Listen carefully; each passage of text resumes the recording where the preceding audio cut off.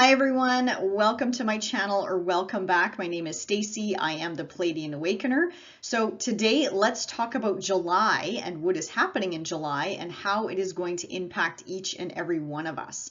So before I dive into all 12 signs here, I just want to mention a few things. Keep in mind I'm using a whole sign house system. I use Western tropical astrology, so this might not resonate with each and every one of you because everyone's natal charts are differently and it depends on which house system you personally prefer. So as I always say, take what resonates, leave the rest. Do watch for your ascendant if you know your ascendant. If you don't know your ascendant, that's okay. You can watch for your sun sign. And if you do know where your moon is, you can certainly watch for your moon sign as well to pull all this information together for you to paint a more full picture of what's going to happen for you in the month ahead. Now, if you'd like a reading tailored just for you, you can get in touch with me on my website and I'll be sure to link to that, in the description box below.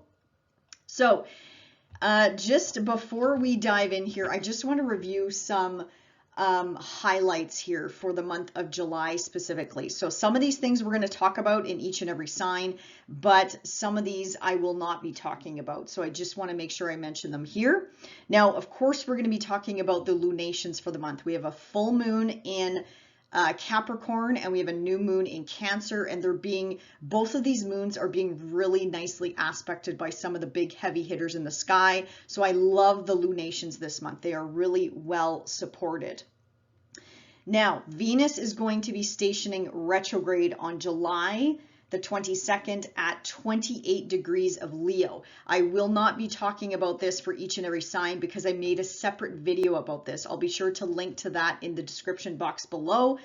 So go check that out if you want some more information on Venus moving through the sign of Leo retrograde and what that means for your sign in particular. Chiron is stationing retrograde as well on July the 23rd at 19, almost 20 degrees of Aries. And we also have Pallas Athena. If you do track the asteroids, we have Pallas Athena. She is moving into Virgo on July the 10th. And Mars is going to be right there with her as well. So Mars is moving into Virgo as well on July the 10th. And we will be talking about Mars moving into new territory and what that means for each and every one of us. We have Mercury moving into the sign of Leo on July the 11th. And more big news this month, you guys. We have the North Node moving into Aries on July the 17th for an 18-month stay.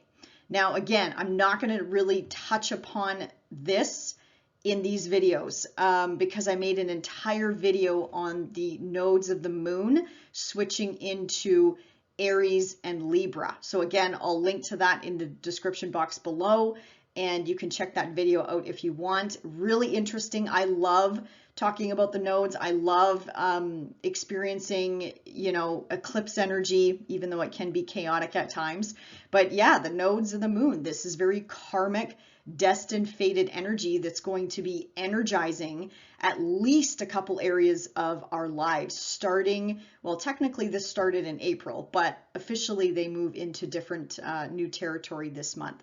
So very, very exciting. Check that video out if you are interested. I'll link to that below. And last but not least, Leo season starts on July 22nd. So that's when the sun officially moves into Leo. So we shall get started here and dive into each and every sign. Okay, so starting with Aries. So Aries, let's talk about the sun first and what areas of life you're going to be focusing on for the month of July. So the sun is in transition, obviously still in Cancer there. And I've no doubt, Aries, that focus has been on home, family, foundation. Maybe a quieter month, but maybe not, just depending, I guess, on how your home life is. Now, the sun will transition into your 5th house, July 22nd, of creativity, children, self-expression, having fun, Aries. So, and actually this energy is going to light up your, whatever you're watching for right now, because Leo makes a really nice aspect to your Aries planets, placements, points, whatever you're watching for right now. So you might feel energized. You might get some of your energy back. If you've been kind of feeling at a lull or a little bit, well, Cancer season is a softer pace, and there's a reason why, you know, all of us go through Cancer season, and it's sticking around home a little bit more, but you'll feel a little bit more energized, hopefully the last half of July when the sun moves into Leo there. Also a really good time to take a vacation, Aries. If you haven't already done that, definitely take advantage of this energy and go have some fun, like kick back, go have some fun, go do you, you know, definitely permission to do that. Now let's talk about the moons. Now we have a full moon in Capricorn on July the 3rd, and this is lighting up the top of your chart. So this is your career, reputation. This is also the parental access. It's anything that you put out in the public eye, anything that you do. So this full moon in Capricorn, I love the lunations this month because this full moon is being sextiled by Saturn and trined by Jupiter. So this full moon is being very, very supported. And this is a culmination point, Aries. So some sort of culmination point when it comes to, again, career. It could be home, family, foundation as well, but I'm thinking more so career, reputation, also maybe something to do with the parents. The only thing is the full moon will be opposing Mercury in Cancer before Mercury pops into Leo there. So there might be just a miscommunication when it comes to, again, something to do with your career, reputation, anything you put out in the public eye, or maybe a miscommunication with parents or authority figures in your life, or maybe even bosses as well. Now, the new moon in Cancer, this is falling in your 4th house of home, family, foundation, roots, ancestry. So, but again, this new moon is being really nicely aspected by Uranus and Neptune. So if there's anything you wanted to change when it comes to home, family, foundation, Aries, take advantage of this new moon and plant those seeds of intention. And they should come to fruition 6 months from now when we have the Cancer full moon. So just something to keep in mind. The only thing, again, about this new moon is it does oppose Pluto. And Pluto, well, Pluto has been transiting your 10th house there for the last, well, since 2008. So I'm thinking, Aries, this could be a whole variety of different things, but I'm thinking maybe a power struggle with a boss, a coworker, somebody who works for you, a colleague, or a power struggle with a parent, maybe, like, you know, stubbornness, I'm thinking. So again, the energy is going to pass. This is not like catastrophic. I'm just saying if tension or you're feeling the tension around July the 17th, that's more than likely Pluto sort of making that tense. It's just a rebalancing aspect of some sorts. So nothing to worry about. Now, Mars is shifting into Virgo. So for you, this is happening in your very, very busy day-to-day house. This also rules your health, your pets, your routines, your day-to-day duties and responsibilities, basically. So Mars in here is really going to energize you when it comes to your day-to-day routines and responsibility. And it's going to be, Mars is also going to amp up your analytical mind and attention to detail in this area of your life. Now, Mars is a double-edged sword because Mars actually is your ruling planet. So, I mean, you're definitely very familiar with this type of energy. So Mars, though, especially in your 6th house, watch your health, Aries, because Mars can cause inflammation. Like Mars inflames and irritates wherever he goes. But there's a reason for that, because Mars makes us move. Mars is our motivation, our passion, our drive. Without Mars, all of us, I think, would be slugs on the couches, you know? So, I mean, Mars, like I said, Mars is good, but sometimes well, all these planets have a light side and a dark side. So just be mindful of this energy, Aries, and also, again, anybody who works for you, be mindful of like anger, frustration, aggression towards them, but you actually might even see it from them. It might not even be you. It might be coming from them. So again, just be mindful of this energy. Mars is going to be in here, you know, for quite a while, for about 5 to 6 weeks. So, but anyway, Mars is in here for a reason, to help you sort of clean house, get motivated, and get passionate again about 6th house matters and your health as well. Now, Mercury moves into Leo, and this is sort of joining the party there in your 5th house of, again, fun, children, creativity, creative projects. So wherever Mercury goes, it increases the chatter. It increases the, you know, social media, internet. It sort of like starts to increase the overall vibration, talkative people, chatter. So again, it's just going to help light up the 5th house there for you. And again, great time to dive into creative projects, side hustles, hobbies. Again, spending time with kids, excellent time. Even for educational pursuits, teaching your kids things. I think that would be really fun as well, especially in the sign of Leo. I'm not going to talk about the North Node and Venus going retrograde. You know, you can check out my other videos about that, like I mentioned in the beginning.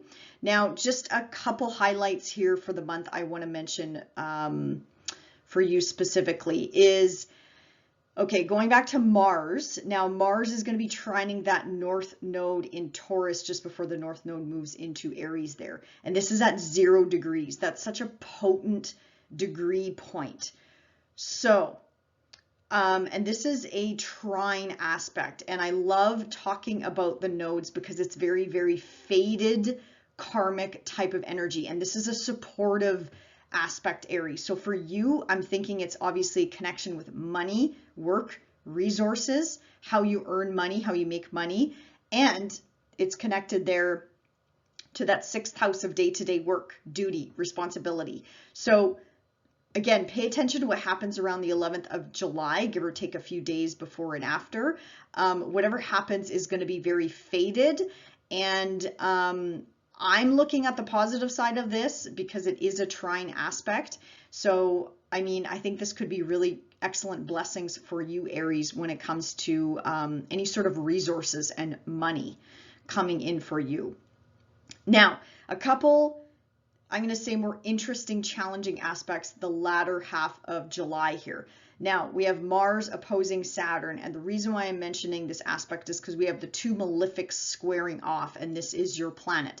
Mars is your ruling planet. So there could be, I think I mentioned this earlier, frustrations when it comes to people that you work with, or people that you, or people that work for you, Aries. There could be some tension, frustration there, or blockages, like people could be blocking you in some way, shape, or form.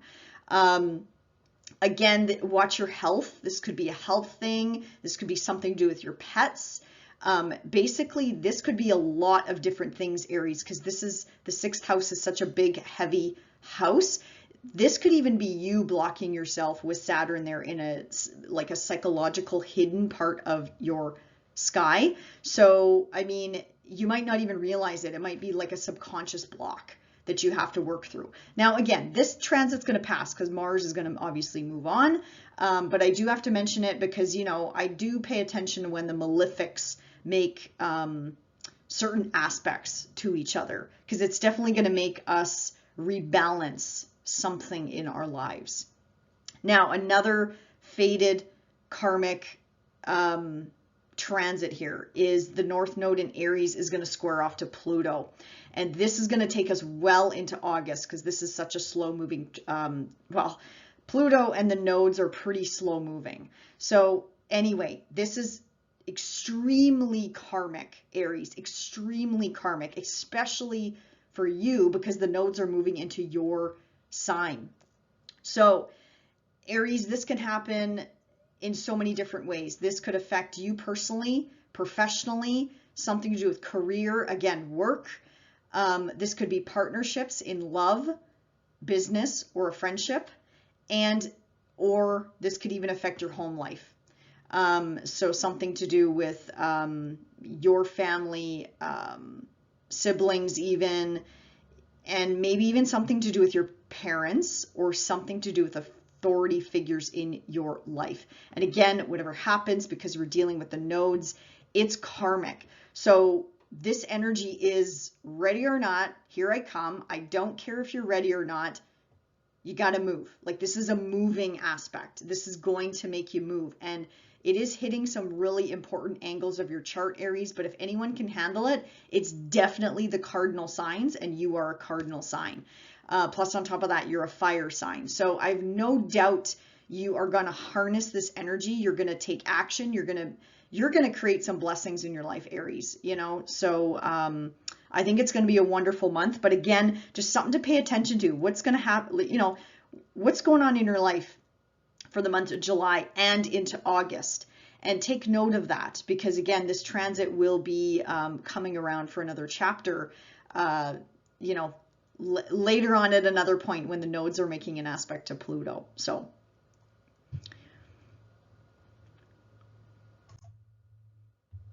okay, so Taurus, let's talk about the sun first. So the sun is lighting up currently your third house of communication, neighbors, siblings, cousins, transportation, also short distance trips. It could be long distance too, but more so like sticking within your community, Taurus. And once, let me see here, once July 22nd hits, that's when the sun is going to be lighting up your fourth house of home, family, foundation. That's where the focus is going to be. Some of the focus might have already been there because Cancer does represent home and family and mother and things like that. So the sun is just going to transition into Leo, bringing in a different sort of creative, bubbly, fun energy, lighting up your fourth house there, and also the parental access for you as well. Now let's talk about the moons this month. I love how they are supported.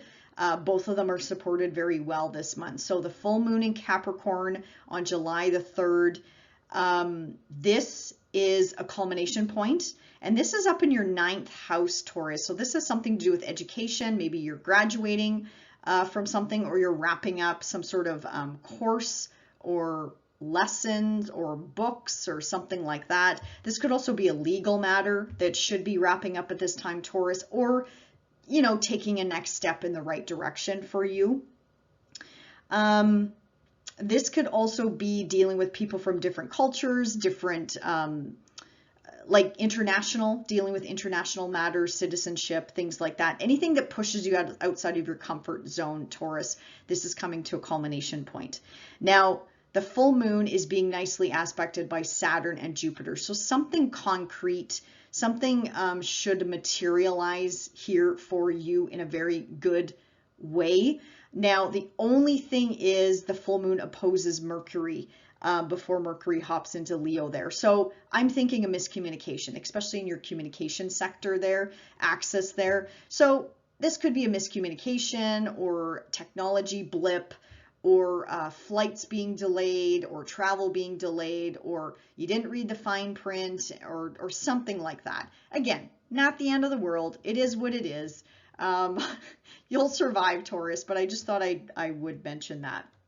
Now, new moon in Cancer is happening on July the 17th. And again, this is lighting up that chit-chattery third house of communication, the mind, education. This could also be teaching, and transportation, and again, travel. So this new moon in Cancer is being really nicely aspected by Uranus and Neptune. So if there's anything you want to break free of or from in this third house, plant those seeds of intention, Taurus, because 6 months from now, when we have the full moon in Cancer, you should see something come to fruition, something come to light when it comes to third house matters of communication, the mind, teaching, learning, things like that. Now, the new moon, though, in Cancer is opposing Pluto. So there could be I'm thinking like a power struggle when it comes to, again, travel or communication, or dealing with, again, dealing with maybe, well, if you're dealing with immigration, citizenship, passports, or anything like that, there could be some frustration when it comes to some of that stuff, or maybe you didn't have all the information together to move forward with something. So it's like a push-pull mentality in this area of life. This transit's going to pass, Taurus, but I just thought I'd mention it in case you're sort of feeling this tension with Pluto. And I mean, Pluto's been in this house for you, in your 9th house, since 2008. So, I mean, Pluto is wrapping up here, but there's a reason why he's opposing this new moon. So, but again, transit's going to pass, nothing to worry about, Taurus. Now, Mars is moving into Virgo, and this is lighting up your 5th house of children, creativity, passions, hobbies, just having fun. And also this is dating, romance, things like that. So Taurus, if you're single, oh my God, I think your romantic life, dating, things like that are going to be spicy for the next 5 to 6 weeks. Let's put it that way. Wherever Mars goes, Mars energizes and revs up this house. But Mars is a double-edged sword. Mars is, again, makes us move, but Mars can also irritate and cause anger and frustration. So, you know, be mindful of that. I mean, your kids might irritate you, or you know, piss you off in some way, or you might find that they're more irritable, maybe. That could be a possibility, but you know, I would say dive into hobbies and projects, Taurus, you know, or if there's a garden, or I don't know, get your fingers in the dirt, the sand, whatever you want to do, work with your hands, things like that, to sort of move this energy through your body, because it can cause some inflammation and some frustration. And it is in the house of health as well, so do watch out for your health as well. Again, nothing to be concerned about, but just something to take note of. Now, Mercury moves into Leo, joining that party in your 4th house of, again, home, family, foundation. So busyness, definitely busyness around the home, more chit chatter around the home, maybe more people stopping by, communications with siblings, cousins, neighbors, things like that. And as I mentioned, I'm not going to talk about the North Node moving into Aries or Venus going retrograde, because I got separate videos about those. So go check that out if you're interested. Now, just a couple highlights for the month I want to touch on is Mars making a trine to the North Node in your sign before the North Node moves into Aries. Now, I love talking about the nodes because this is such faded, karmic energy. So again, this could be welcoming in something new, but I mean, it's also making an aspect to that South Node as well. So this could also be letting something go from a possibly a relationship standpoint. This could be something to do with your health.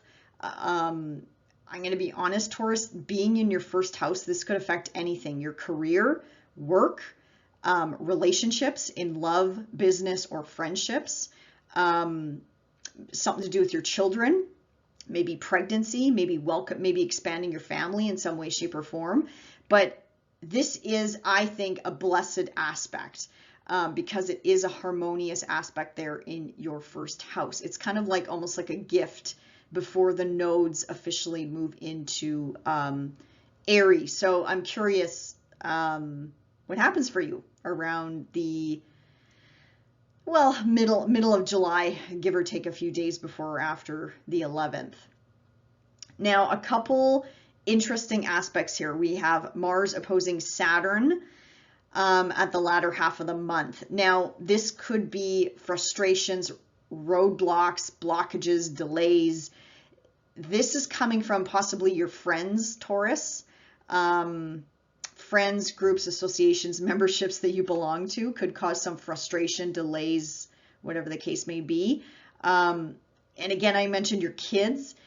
Kids could be frustrating to deal with or challenging to deal with for some reason. Now, this aspect's not going to last forever. I just thought I would mention it because, again, this is going to happen around July the 20th, give or take.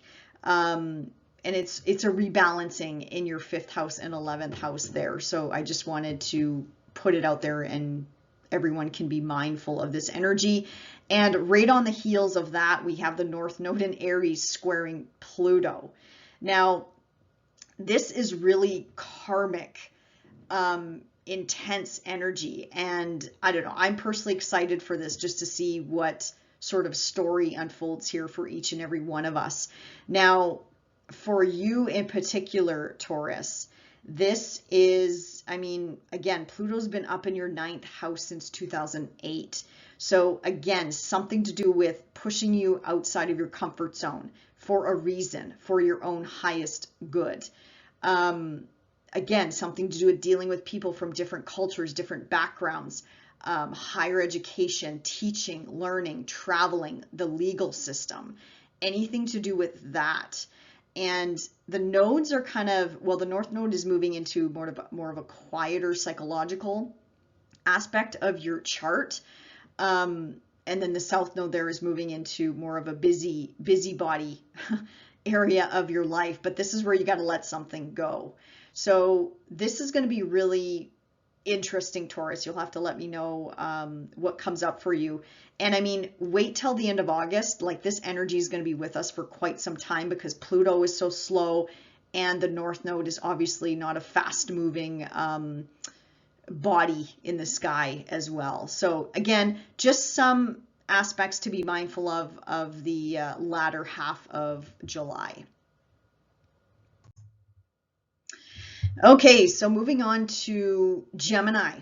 So Gemini, the sun, let's talk about the sun. So your focus for July is going to be on money, how you earn money, how you make money.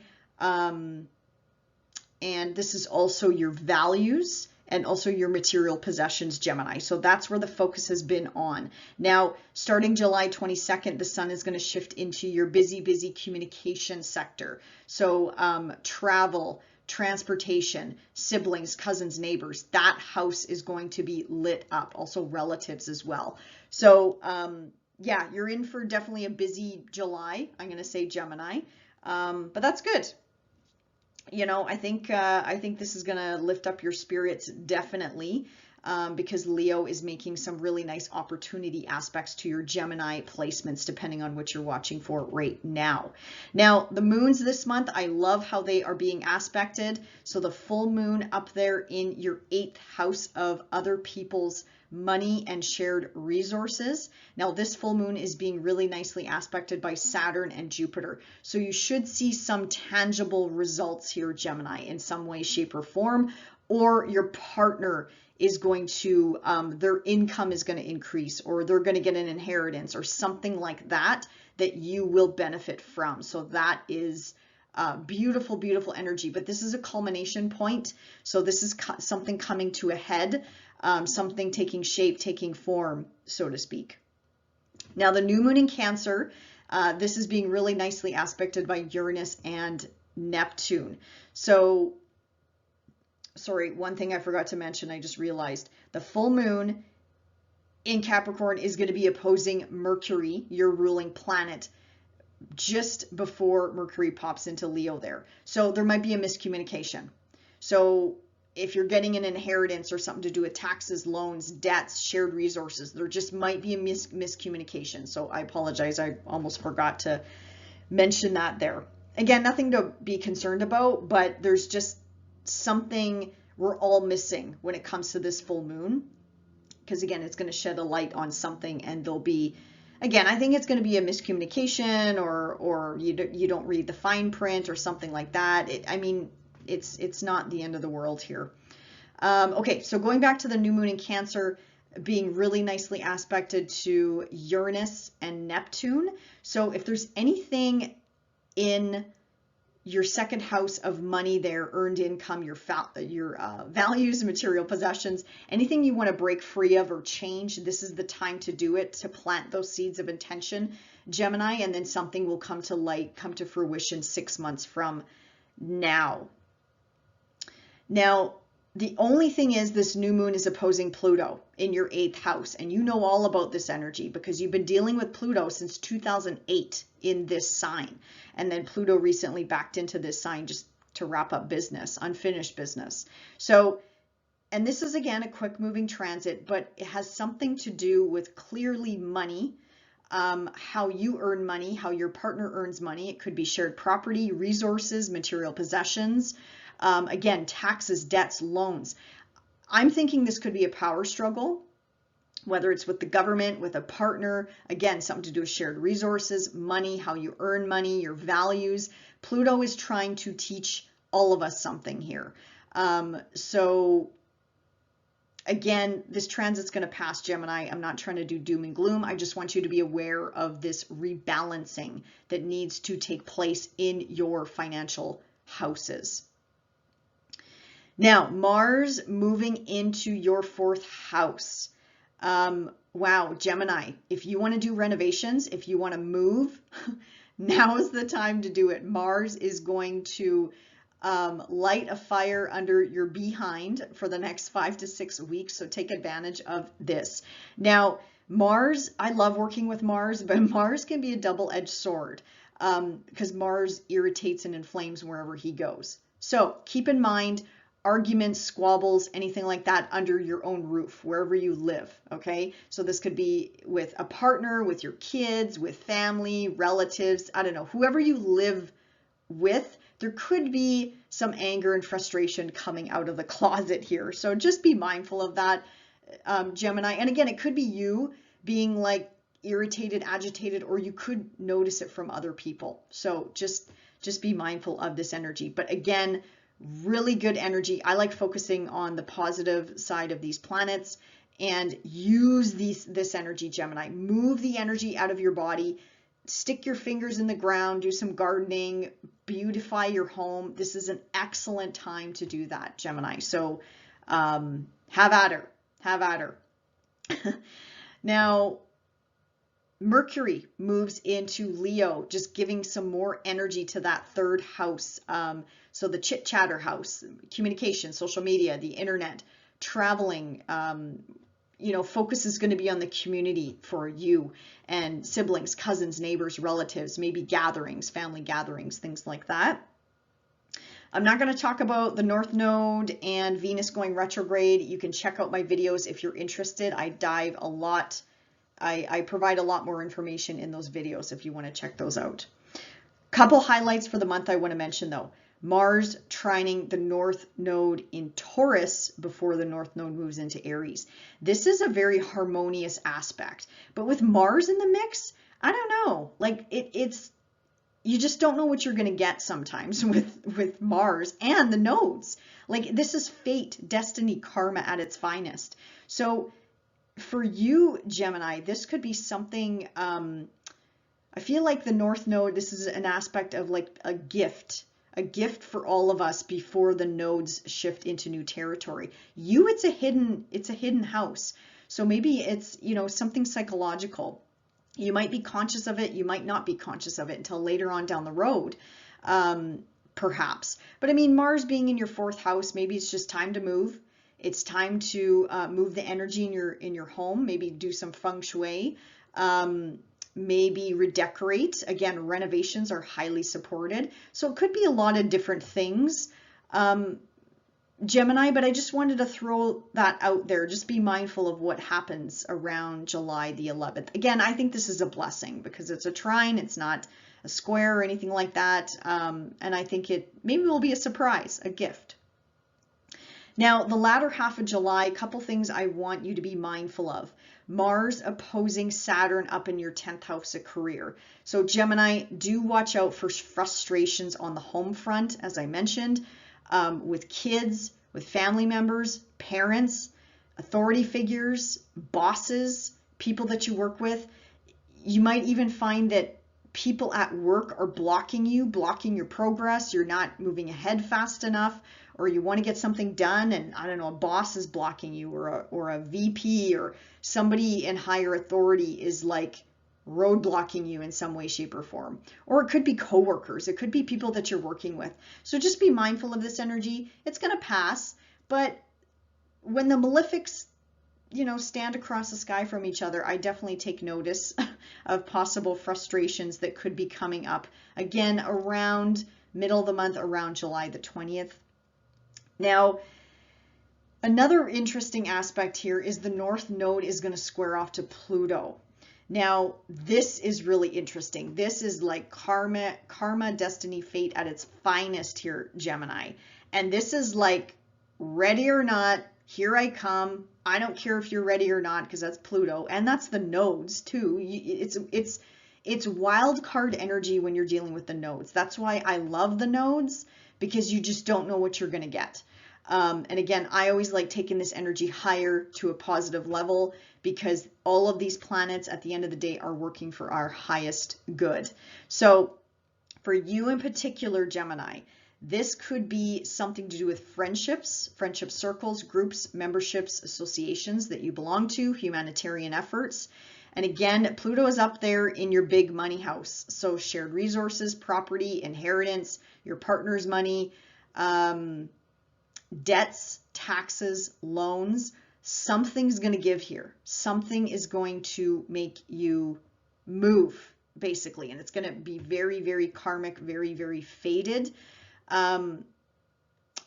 Possibly even something to do with your kids, hobbies, passions, romance, dating.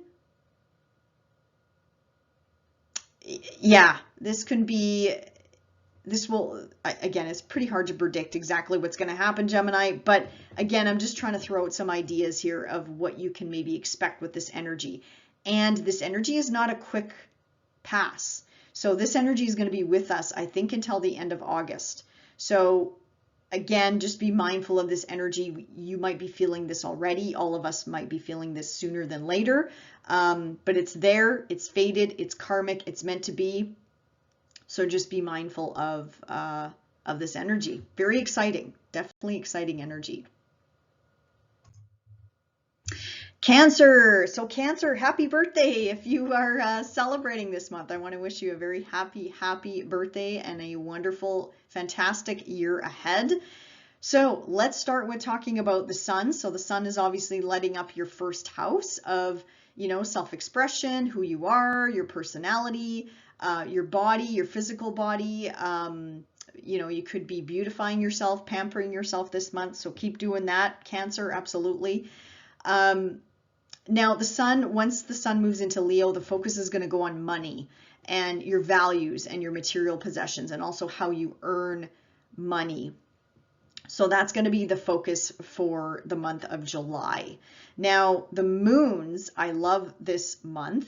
Now we have a full moon in Capricorn happening in your partnership sector. So this could be love partnerships, business partnerships, work partnerships, marriage, legal matters, contracts, agreements. This could also be long-term friendships as well. So something is coming to a culmination point here in your life, Cancer. Now this full moon is being really nicely aspected by Saturn and Jupiter, which I love. So you're going to see tangible results this month, Cancer. I'm pretty confident to say that, because we got Jupiter, we got Saturn working with you, working with all of us in at least one area of life. So you're definitely going to see something crystallize or come into form when it comes to your partnership sector. The only thing is the full moon is going to oppose Mercury there in Cancer before Mercury pops into Leo. So I'm thinking just maybe a miscommunication. You didn't read the fine print. Yeah, something you just missed, and it's not the end of the world. It is what it is. You'll be able to correct it. And again, this transit is not a difficult transit. It's just a rebalancing effect, basically. Now, the new moon is happening in your house. So this is your birthday wishes new moon, Cancer. So I would suggest to write down your intentions, say them out loud, live them, breathe them, feel them as if they're happening right now. And then 6 months from now, something should come to fruition for you. And on top of it, if there's anything you want to break free from, really any area of your life, because this is your first house of your body, your personality, this is you. This is you wrapped up in a bow. So anything you want to break free of that's stagnant, even if it's a stale mindset, set those intentions, because it's making a really nice aspect to Neptune, which can dissolve things that you don't want anymore. And it's making a nice aspect to Uranus, and Uranus is all about expect the unexpected. So beautiful energy coming in. The only thing is it's opposing Pluto. I just think this is a power struggle, Cancer. You are very familiar with this energy. Pluto has been in Capricorn since 2008. So you're very familiar with this energy in your partnership sector. So this is, again, some sort of rebalancing. I think it's just going to be a power struggle. It's not going to be crazy intense, because it's, you know, the moon moves very fast in the sky. But again, it's just something to do with Pluto wrapping up here. So I would say use Pluto on your side, you know, rebalance this power struggle. Don't let it get to you. Stop it in its tracks, basically. And again, this could be love, business, work, something to do with contractual agreements, negotiations, contracts. It could even be, again, long-term friendships as well. Now, Mars is moving into Virgo, lighting up your short distance travel house, trips, your immediate community, your siblings, your cousins, your neighbors, relatives. So Mars is going to be activating this house for you for the next 5 to 6 weeks. Now, the only thing about Mars, though, is Mars inflames and irritates also wherever he goes, unfortunately. So Mars is a double-edged sword, just like every other planet. So just be mindful of this. I'll just give you a simple example. Like maybe your neighbors might irritate you, or you're finding that you're very frustrated with them in some way, shape, or form. And again, this could extend to relatives, cousins, siblings. You just might find you have a very short fuse when it comes to things like that. So the only thing I can suggest, Cancer, is move the energy, like get it out of your body, do gardening, get your fingers in the soil, something like that. Excuse me, get out and walk, things like that will help move the energy. But again, I love Mars. I love working with Mars. If we didn't have Mars, you guys, we'd all be couch potatoes. Like Mars is the planet of action. So Mars is lighting up this house for you for a reason. So take advantage of this energy.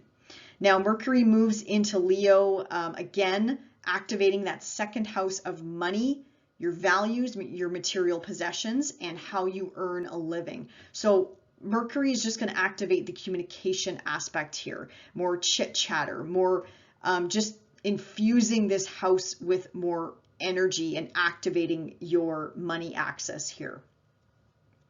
I'm not going to talk about the North Node or the Venus retrograde. I made separate videos about this, so go check those out if you are interested. Now, a couple highlights for the month. We have Mars trining the North Node in Taurus before the North Node moves into Aries. Now, this is going to be an interesting aspect. I love working with the nodes because it's karma, destiny, fate. You sometimes don't really know what you're going to get. But because this is a very beautiful aspect, I'm thinking this is a gift. The nodes are going to leave us some sort of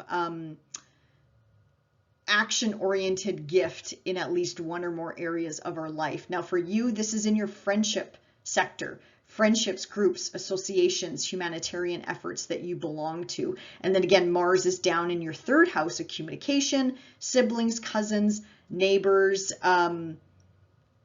Again, I think this is going to be a beautiful transit. But again, you tell me, Cancer, what happens for you around the middle of the month, around July the 11th. Now, the latter half of July is interesting. Couple aspects here. We have Mars opposing Saturn. Now, this is hitting your travel aspects.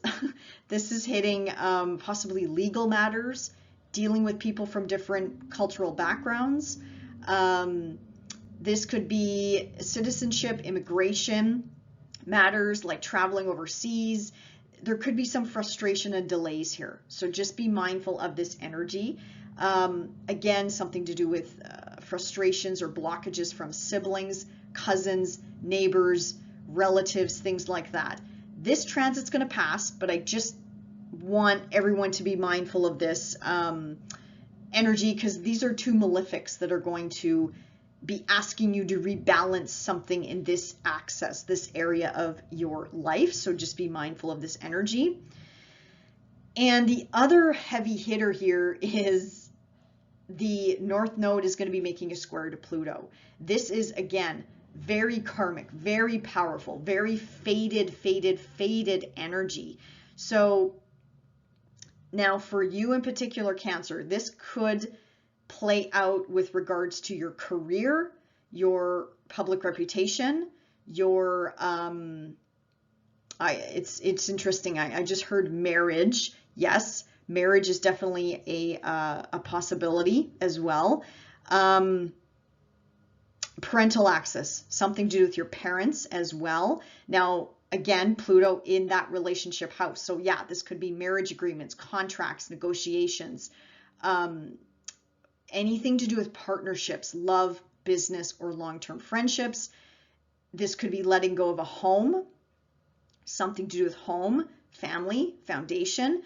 This transit's going to make all of us move in at least one or two areas of our lives. And these are such prominent angles in your chart, Cancer. You're one of the cardinal energies. The cardinal signs are probably going to feel this the most, depending if you have any planets or points at those late degrees of Cancer, Aries, Capricorn, or Libra. Those people are going to feel it the most. So, but yeah, whatever's going to happen, Cancer, is fated. It's meant to be. It's destined. And you might not see the silver lining until obviously later on down the road, or at a later point in time, maybe when the nodes make another aspect to Pluto, basically. Now, keep in mind, this energy is with us until the end of August. So this is a very slow moving energy. So just be mindful of this energy, but be excited, Cancer. This is not a doom and gloom energy. This is an aspect that's going to make each and every one of us move in at least one or more areas of our life. Leo. So I want to wish all the Leos out there a happy birthday if you are celebrating this month. We are officially in Leo season starting July 22nd. So that's super exciting. We're all going to get energized and jazzed up beginning around July 22nd. So Leo, let's talk about the sun. So you might be still in quiet mode right now. You might be in hermit mode right now, and that's okay because the sun is currently still in your hidden 12th house. So that's okay. You're just charging your batteries until July 22nd. Then you're totally going to cut loose, and it's, you know, party time, drama time, glamour time, whatever you want to call it. So very beautiful energy. And obviously the focus, Leo, once the sun moves into your sign, is going to be all about you. And this can hit any area of your life, your career, work, home, family, foundation, and even your partnership sector as well. Now, the moons this month, I absolutely love the aspects that they are making. We have a full moon in Capricorn on July the 3rd, and this is lighting up your crazy busy 6th house, Leo. So this is day-to-day work. This is day-to-day duty, responsibility. This is also the people that work for you if you own a business. This is your health. This is your pets. So something is coming to a culmination point here. Something is going to materialize. Something should materialize for you, Leo, in this area of life, because it's making a really nice aspect there to Jupiter and Saturn. So something should materialize on the work front, something to do with money, debts, taxes, loans, wrapping things up in one or more areas of your life. The only thing is, full moon is going to oppose Mercury there before Mercury hops into Leo.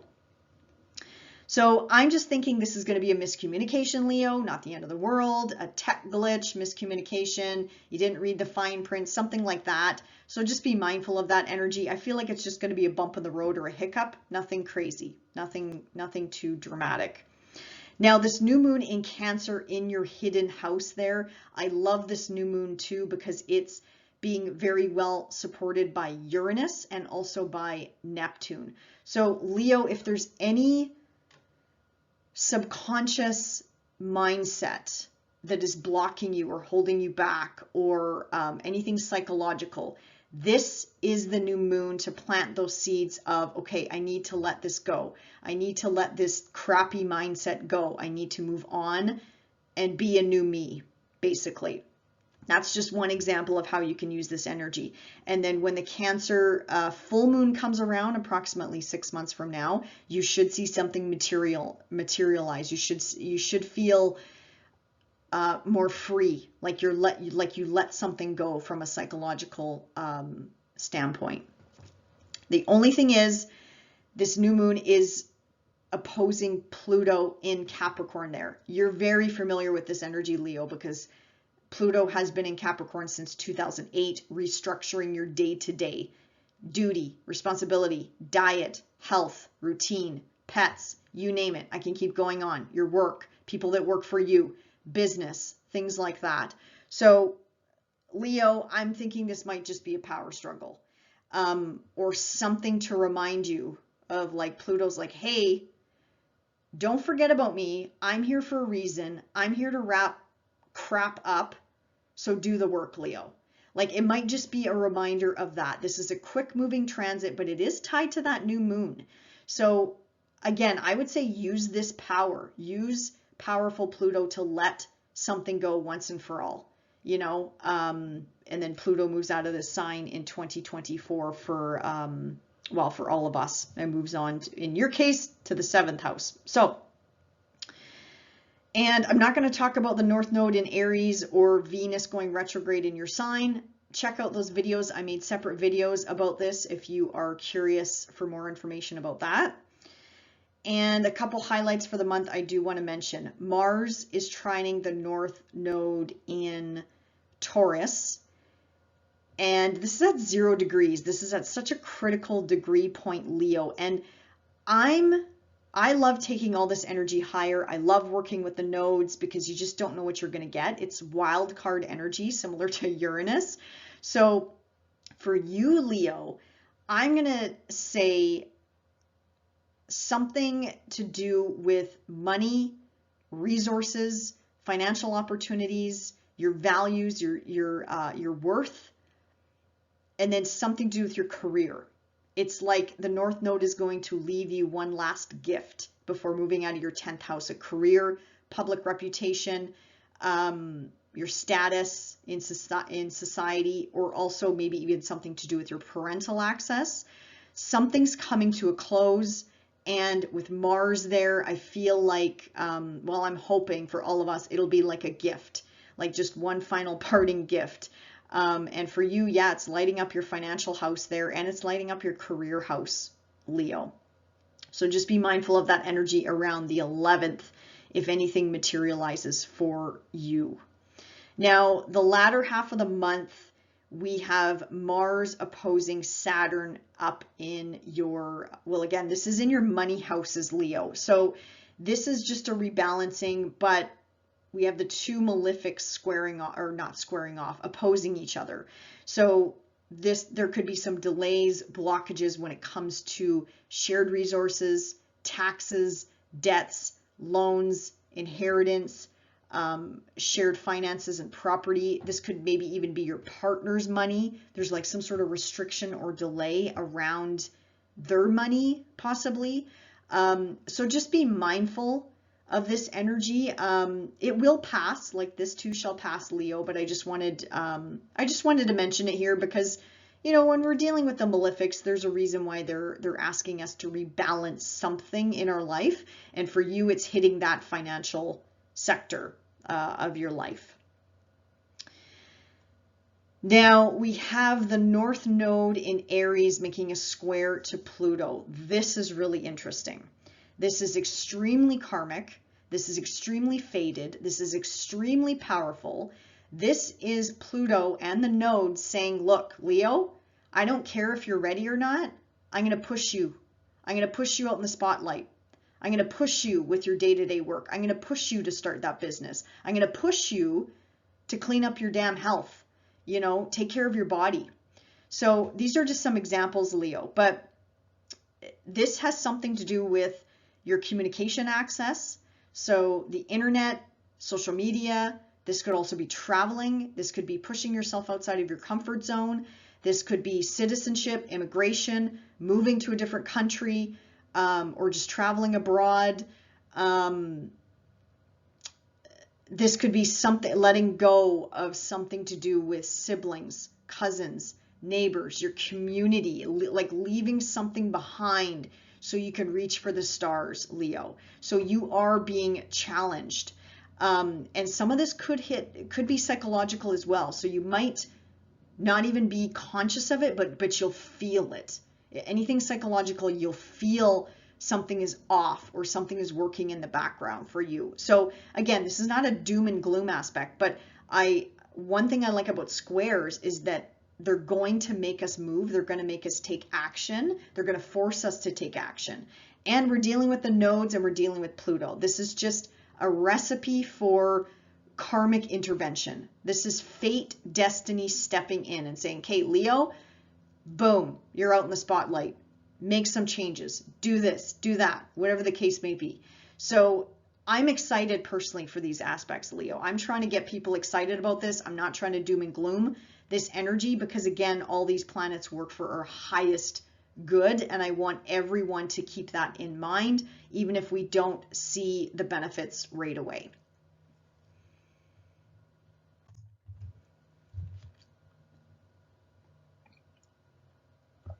Okay, Virgo. So Virgo, let's talk about where the sun is. So your focus this month is going to be on humanitarian efforts, friendship circles, groups, memberships, associations that you belong to, also your hopes, your wishes, your dreams, your goals, what you want in the future. This is also, you know, a money house, a lucky house, things like that. So that's going to be your focus for the first half of the month, Virgo. And the second half of the month, you're going to start quieting down. You're going to be getting ready for your season, Virgo. So July 22nd is when the sun moves into Leo. You might take a step back. You might want to retreat. You might just want to chillax at home. You might want to go on a spiritual retreat. You might want to take care of your mental health, your mind, your body, your spirit, things like that will be the focus later on in July. Now the moons this month, they're being really well supported, which I absolutely love. So we have the full moon in Capricorn happening down in your 5th house of fun, creativity, pleasure, romance, dating. This could also be children, creativity, self-expression, and hobbies, which you love to do. So this is a culmination point, Virgo. This is coming to a peak. This is really beautiful energy for you, and it's being really well aspected by Saturn and Jupiter. So you should see something tangible happen here, Virgo, like something that you can, you know, put your finger on, so to speak. The only thing is the full moon will oppose Mercury in Cancer at the time of this full moon on July the 3rd. So I'm just thinking there might be a miscommunication with a child, a family member, a friend, a group, association that you belong to. Not the end of the world. It's just shining a light on maybe a detail you missed or something that you have to go back over. So again, not the end of the world, but just be mindful of this energy. And then we have a new moon up there also in your 11th house of friendships, groups, associations, humanitarian efforts. So this new moon is being well aspected by Uranus and Neptune. Now, what I love about this new moon for you, Virgo, is if you want to break free from something, this is the new moon to plant those wishes of intention. So when we have the full moon in Cancer that's going to come up in approximately 6 months. Something will materialize for you. And the nice thing about working with Uranus, it's like expect the unexpected, but Uranus wants freedom, right? So if there's a friendship circle or an educational matter or something like that that you want to be done with, then work with Uranus, plant those seeds of intention. Okay, I'm going to wrap this up in 6 months. Or if there's a friendship circle that's just not working for you anymore, okay, then it's time to move on. And Neptune is going to help dissolve whatever it is that you don't want in your life, like whatever is not working for you. And this could even be something to do with partnerships, love, business, or friendships, and maybe even something to do with communication as well, or something to do with your community. The only thing about this new moon is that it's opposing Pluto. You are familiar with this energy. Pluto has been in your 5th house since 2008, reworking what is fun for you. How do you spend time with your kids? What is your relationship with your kids? What about romance, dating? I have no doubt, Virgo, you're not out for fluffy romance, fluffy dating. You want potential. You want serious relationships. So Pluto's been in here for a long, long, long time. So Pluto is also helping you clean out the closet, clean out the clutter, get to the bottom line, get to the heart of what do you truly want when it comes to hobbies, creative projects, your children, your family, what you define as fun.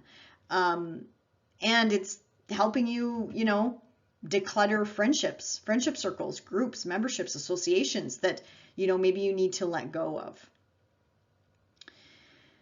Okay, now we have Mars moving into your sign. So Virgo, actually, I take back what I said earlier. Maybe you won't be snoozing the last half of July.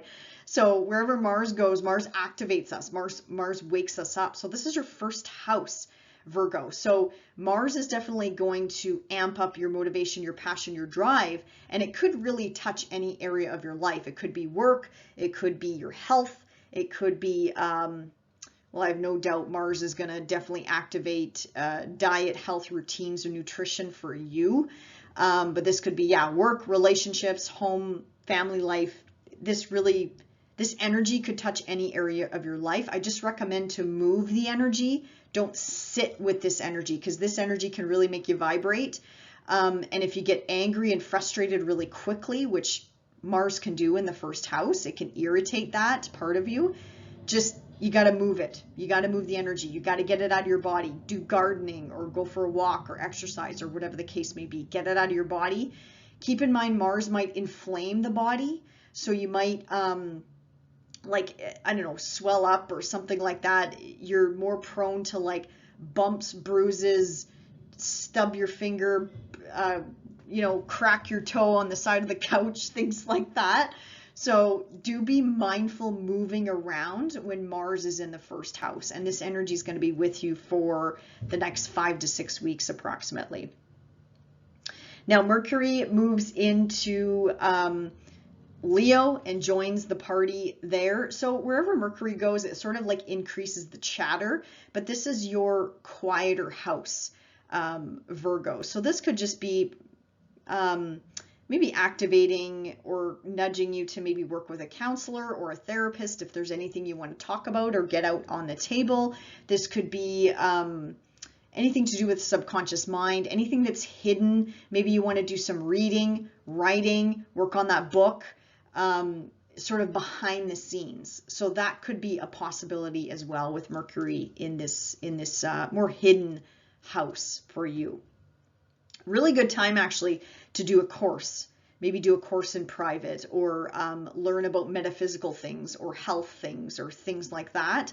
Definitely that's nice energy to work with when Mercury is transiting that 12th house.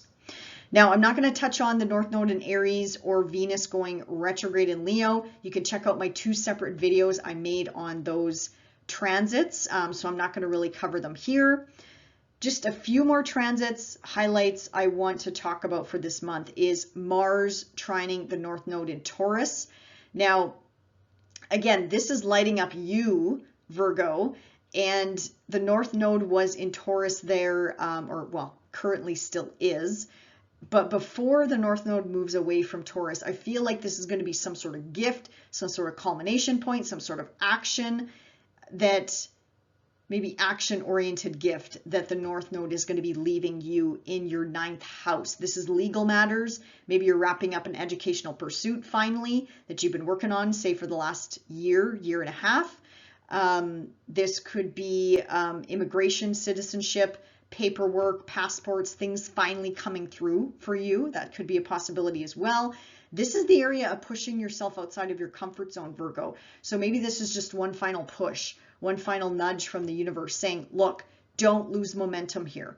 Don't, revert back into your turtle shell, Virgo. Like, make sure you continue to put yourself out there and take those risks and push yourself outside of your comfort zone. So I'm going to take this as a blessing before the North Node moves on into Aries, but this really could touch any area of your life. Because again, and it's a wild card energy. When we're dealing with North Node, South Node, it's wild card energy. Same with Uranus. You just don't know what you're going to get sometimes. But I'm an optimist. So I like taking this energy higher because why not? There's no reason and no sense to doom and gloom because that's not what these planets are all about. These planets are working with us, for us, not against us. So just keep that in mind. Now, the latter half of July is really interesting here. Now we have Mars opposing Saturn. And this is happening again in your 1st house and in your partnership sector. So Virgo, you might find that a partner, a business partner, a love relationship, a friendship could be blocking you or restricting you in some way or just pissing you off in some way. Again, Mars is in your sign, so you could be irritable, a little bit more irritable, a little bit more sensitive than normal, meaning quick to anger, very, very frustrated with people in your life. So just be mindful of this energy. This is going to pass. It's not a long transit, but when the two malefics oppose each other, this is definitely the universe asking us to rebalance something in this area of our life. Now, speaking of the nodes, we have the North Node in Aries squaring off to Pluto. This is going to take us well into August. So this is a longer transition. And this, again, is powerful, fated, karmic events meant to be. This is Pluto and the North Node saying, okay, Virgo, I don't care if you're ready or not. Here I come. Here's the changes. Deal with it. Work with it. Like, move towards your highest good. That's, again, what these planets want for us. Now, this energy down in your 5th house there, you've been working with this since 2008. So, again, one final push or restructure when it comes to children, creativity, self-expression, hobbies, romance, dating, having fun. What does that mean for you, Virgo? Now, the North and South Node are moving into your financial access. So this is definitely going to be tied to money, I'm going to say, Virgo. This could be your money personally, your material possessions or values. It looks like there's something's got to go here. You got to let something go in this area of your life for your highest good and evolution.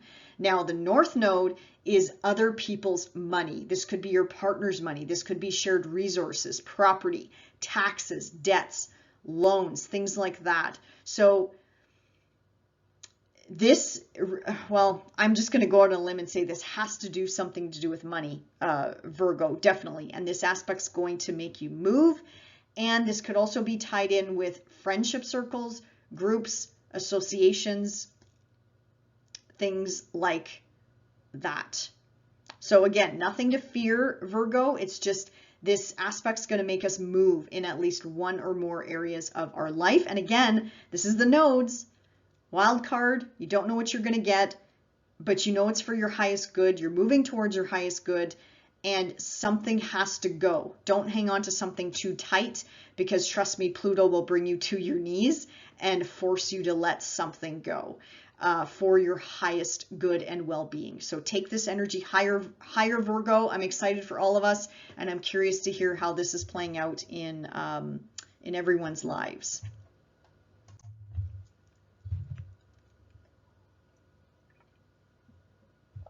Libra.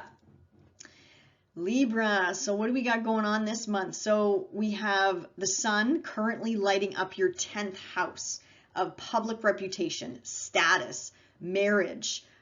This is also the parental axis. This is dealing with authority figures. This is work. So that's going to be a focus for you this month, Libra, but also the energy is going to move into your house of friendship circles, groups, associations that you belong to. This could also be humanitarian efforts as well, and possibly even something to do with creative projects, creativity, self-expression, and your kids as well, if you have kids.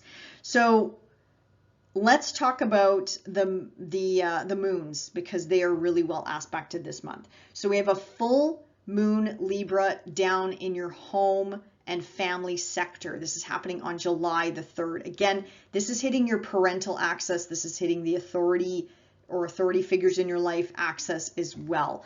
So something here, Libra, is coming to a culmination point. Something is materializing. You should see tangible results here when it comes to home, family, foundation, your roots, ancestry.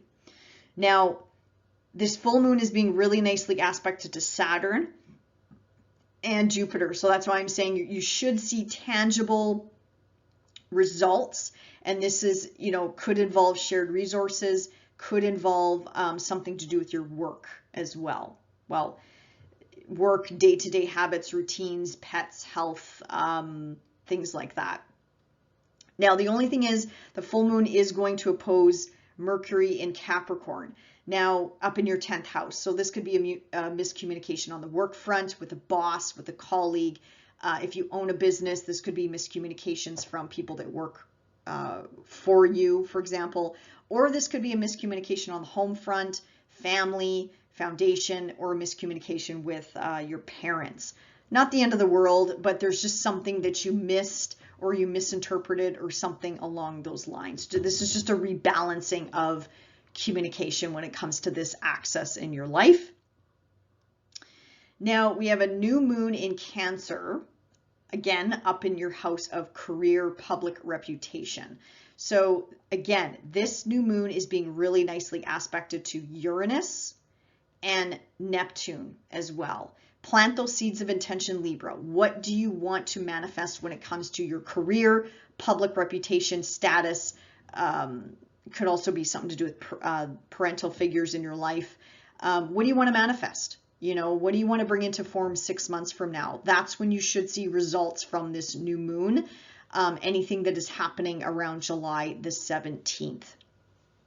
Also, you can also put in your hopes, your wishes, your dreams when it comes to home, family, foundation as well. And the only thing about this new moon is that it's opposing Pluto down in your 4th house. Now, Libra, you are very familiar with this energy. Pluto has been completely transforming your home life, what that means to you since 2008. So you are definitely familiar with this energy. Personally, Libra, I just think this is going to be a power struggle. Nothing new, nothing that you're not aware of. It's sort of like the here we go again energy. So this could be, again, a power struggle with work, career, a boss, something to do with your status or reputation, or home life, home, family, foundation, your kids, your partner, your spouse, things like that. But again, Pluto's just here to remind you he's here. Okay, whatever. Like, Pluto can take his power. That's fine. We all know he's in the sky. We all know he's a power player. But don't give your power away, Libra. I guess what I'm trying to get at is, yes, it's frustrating energy. I'm not trying to downplay it, but it's just all of us are familiar with this energy wherever Pluto is in our charts. So just be aware of the power struggle, and the energy is going to pass anyway. So just be mindful of that. Now, Mars is moving into Virgo this month as well. Now, this is activating your 12th house. This is a hidden house for you, Libra. So I find when Mars moves into the 12th house, people can struggle with sleeping, getting a good night's sleep. So maybe a good time to get into a bedtime habit routine. So just be mindful of that. And if you find, you're waking up a lot or your mind is racing, that's just Mars in the 12th house, but I mean, he's there for a reason, right? Wherever Mars goes, he like inflames, activates, things like that. Also, Libra, watch your health, the health of your intestines, the stomach area, the gut area, because Mars can inflame this area of life for us, all of us, because he's moving into Virgo, which is representative of health and well-being, diet, nutrition. So, and like I mentioned, your subconscious might be running, demons might be coming up from the past and in your mind, and just know it's Mars cleaning out the closet, okay? It's Mars cleaning out the closet, Libra, so don't worry about it. It's just Mars is doing its thing. The only thing I suggest is try to move this energy out of your body by working out, by gardening, stick your fingers in the soil, something like that.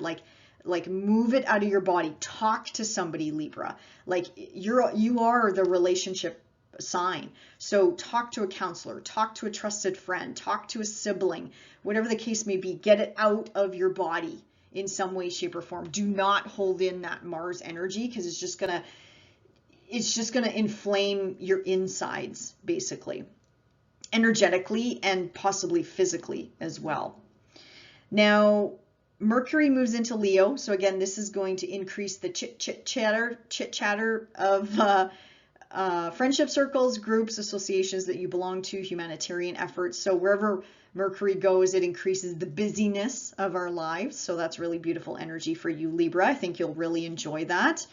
And I'm not going to talk about the North Node moving into Aries or Venus going retrograde. So I made 2 separate videos about that. Check those videos out if you are interested in learning more about that energy and what that means for you. Just a few highlights here I do want you to be mindful of. Now we have Mars opposing Saturn. Now, this could be a very frustrating aspect. I'm not going to lie. This is a rebalancing aspect. And again, this is happening in your day-to-day life, Libra. So this could really be anything that you feel like it's roadblocking you. It's blocking you, it's hindering you, it's suffocating you in some way, shape, or form, and it's going to frustrate you. So this is a busy house for you. So this could be day-to-day, anything to do with your day-to-day duty, responsibility. This could be a pet. This could be your kids. This could be your work. This could be coworkers. This could be people that work for you, Libra. If you own a business, this could be people that work for you. You feel like they're just restricting you or suffocating you in some way, shape, or form. Watch your health, Libra. Watch your health with this aspect as well. Again, move that, get that energy out of your body. Do not hold that in your physical shell. Don't hold that kind of stuff in. And again, this transit's going to pass, Libra, but when I see the malefics standing across the sky from each other, I do pay attention, because that's definitely, if I could sum it up in one word, that's frustration at its finest. So we got to rebalance that energy. And again, this could be psychological too for you, Libra. Like your mind could be running and racing and telling yourself some demonic thoughts. So watch that too. It could be you blocking yourself too, Libra. So, and you might not even be aware of it. You might project it like it's other people blocking you, but it actually could be you subconsciously running those old stories in your mind that just don't suit you anymore. So let that kind of stuff go, you know? So just be mindful of that. Now, we have, sorry, I missed the Mars trining the North Node in Taurus. So I feel like this is going to be a blessing for us, Libra, before the North Node moves into Aries. Now, for you in particular, this is happening in your 8th house of shared resources, Libra. So maybe this is like a gift that the North Node is going to be leaving behind. Some sort of action-oriented gift, though, because Mars is involved here, and Mars is not a standstill planet. So something to do with shared resources. So maybe, again, this could be a partner's money, a partner helping you out with finances. This could be something to do with property, debts, loans, maybe standing on your own 2 feet from a financial perspective, Libra. Regardless, I'm looking at this as a blessing because it is a trine, but it is Mars, could be a double-edged sword, but it's a very nicely aspected between Mars in that north node, and it's at 0 degrees, which is a really critical point. So I'm going to take this as a gift. I always like taking this energy higher because I know the planets work for us, not against us. The planets work for us. So, and it's the north node. It's a wild card energy. It's fate. It's destiny. It's fortune. You just don't know what you're going to get. Now, the latter half of July is going to be a little bit more interesting. I already talked about Mars opposing Saturn. Now, speaking of the North Node, we have the North Node squaring off to Pluto down in your home and family and foundation house. Now, this is powerful karmic events, Libra. This is the kind of energy of, okay, Pluto and the nodes are saying, okay, Libra, I don't care if you're ready or not. I don't care. I'm going to give you this energy. You're going to handle it because I know you can handle it. I know you're going to succeed. I know you're going to be fine. And Libra, you are one of the cardinal signs. So Cancer, Capricorn, Libra, Aries, you all are the stars of the show here. I'm not saying the other signs don't matter, but the cardinal energies are being hit here. Meaning they're going to make, if any signs are going to be pushed to move, it's going to be you. You are one of the cardinal signs. So, and yeah, it might feel uncomfortable at first, but I mean, this is meant to be energy, Libra. Just think of it that way. Now, these axes that are being hit, anything can happen. But clearly there's something that has to be let go when it comes to you, your physical body, your personality, because the South Node is in your first house. So that means you got to let something go to welcome in something new at the North Node point. And this is your partnership sector. This is marriage. This is contracts. This is agreements. This is negotiations. This is love partnerships. This is business partnerships. And this could also be friendships as well. But keep in mind, Pluto is down in your fourth house, a home family foundation. So this is where action, this is where the pressure point is going to be for you to take some action. So again, this could be moving. This could be something to do with family, home, the parental access, your kids, also to do with career, work, career, reputation, your status in society. And again, maybe something to do with the parents or parental figures or authority figures in your life. But all in all, Libra, nothing to fear, nothing to be scared of. Again, this is meant to be energy, and you and Aries are the stars of the show because the nodes are moving into your signs for the next 18 months. So you'll find that you'll be letting go of a lot of things, and it really could hit any area of your life because this is your first house. And the first house really is not only the physical body, our personality, us, it could really, our health and well-being as well. It could really touch any area of your life. So I'm very excited for you, Libra. I'm excited for all the cardinal energies. I can't wait to hear about what's happening in your lives. And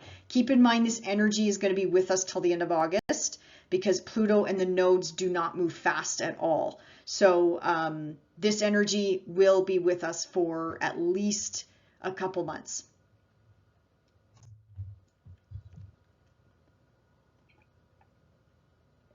Scorpio. Okay, Scorpio, the sun is lighting up your 9th house. So the focus is going to be on, for this month, focus is going to be on travel, pushing you outside of your comfort zone, maybe citizenship, immigration, long distance travel, could also be short distance travel as well. Focus could also be on home family foundation as well.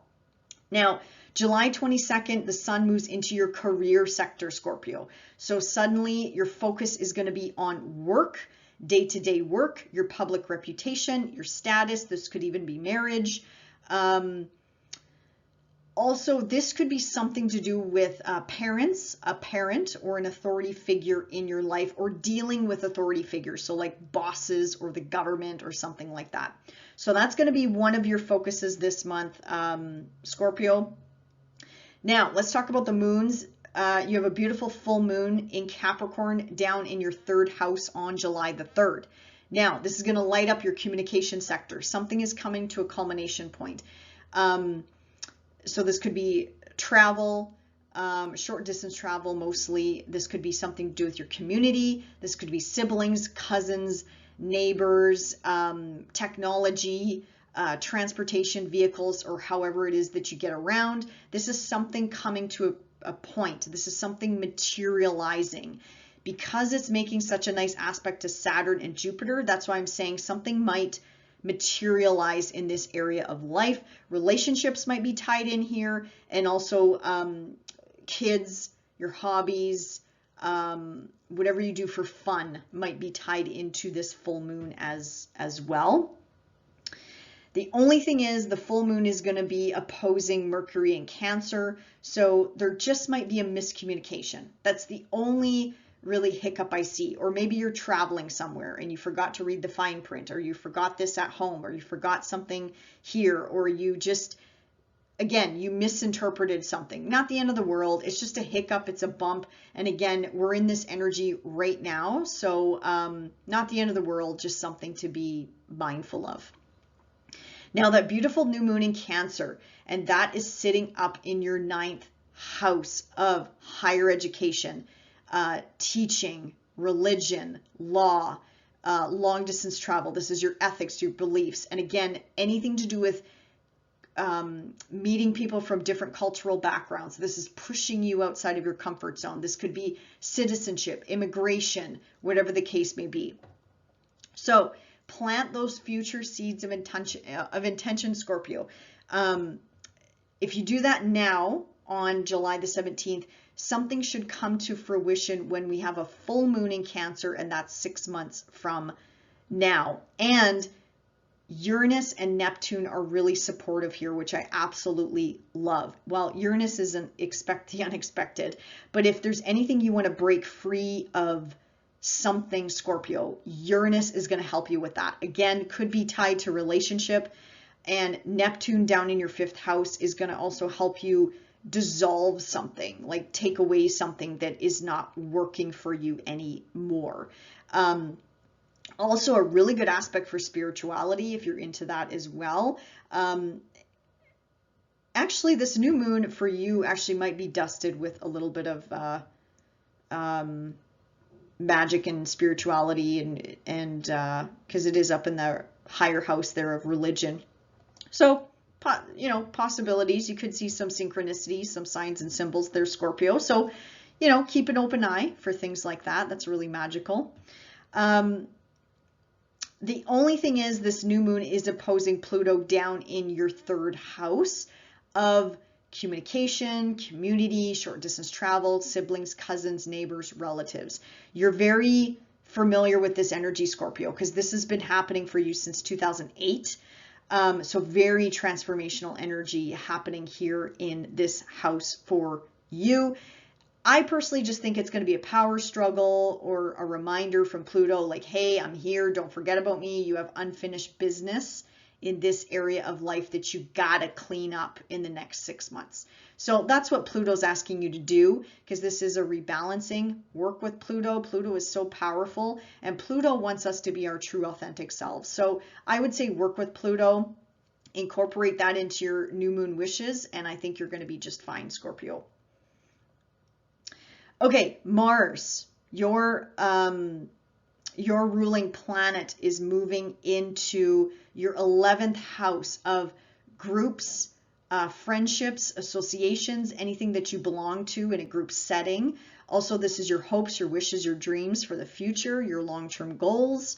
This is also humanitarian efforts, Scorpio. So very beautiful energy. Wherever Mars goes, Mars is going to activate. So you might become more active in humanitarian efforts, or efforts something to do with benefiting the community in some way, shape, or form.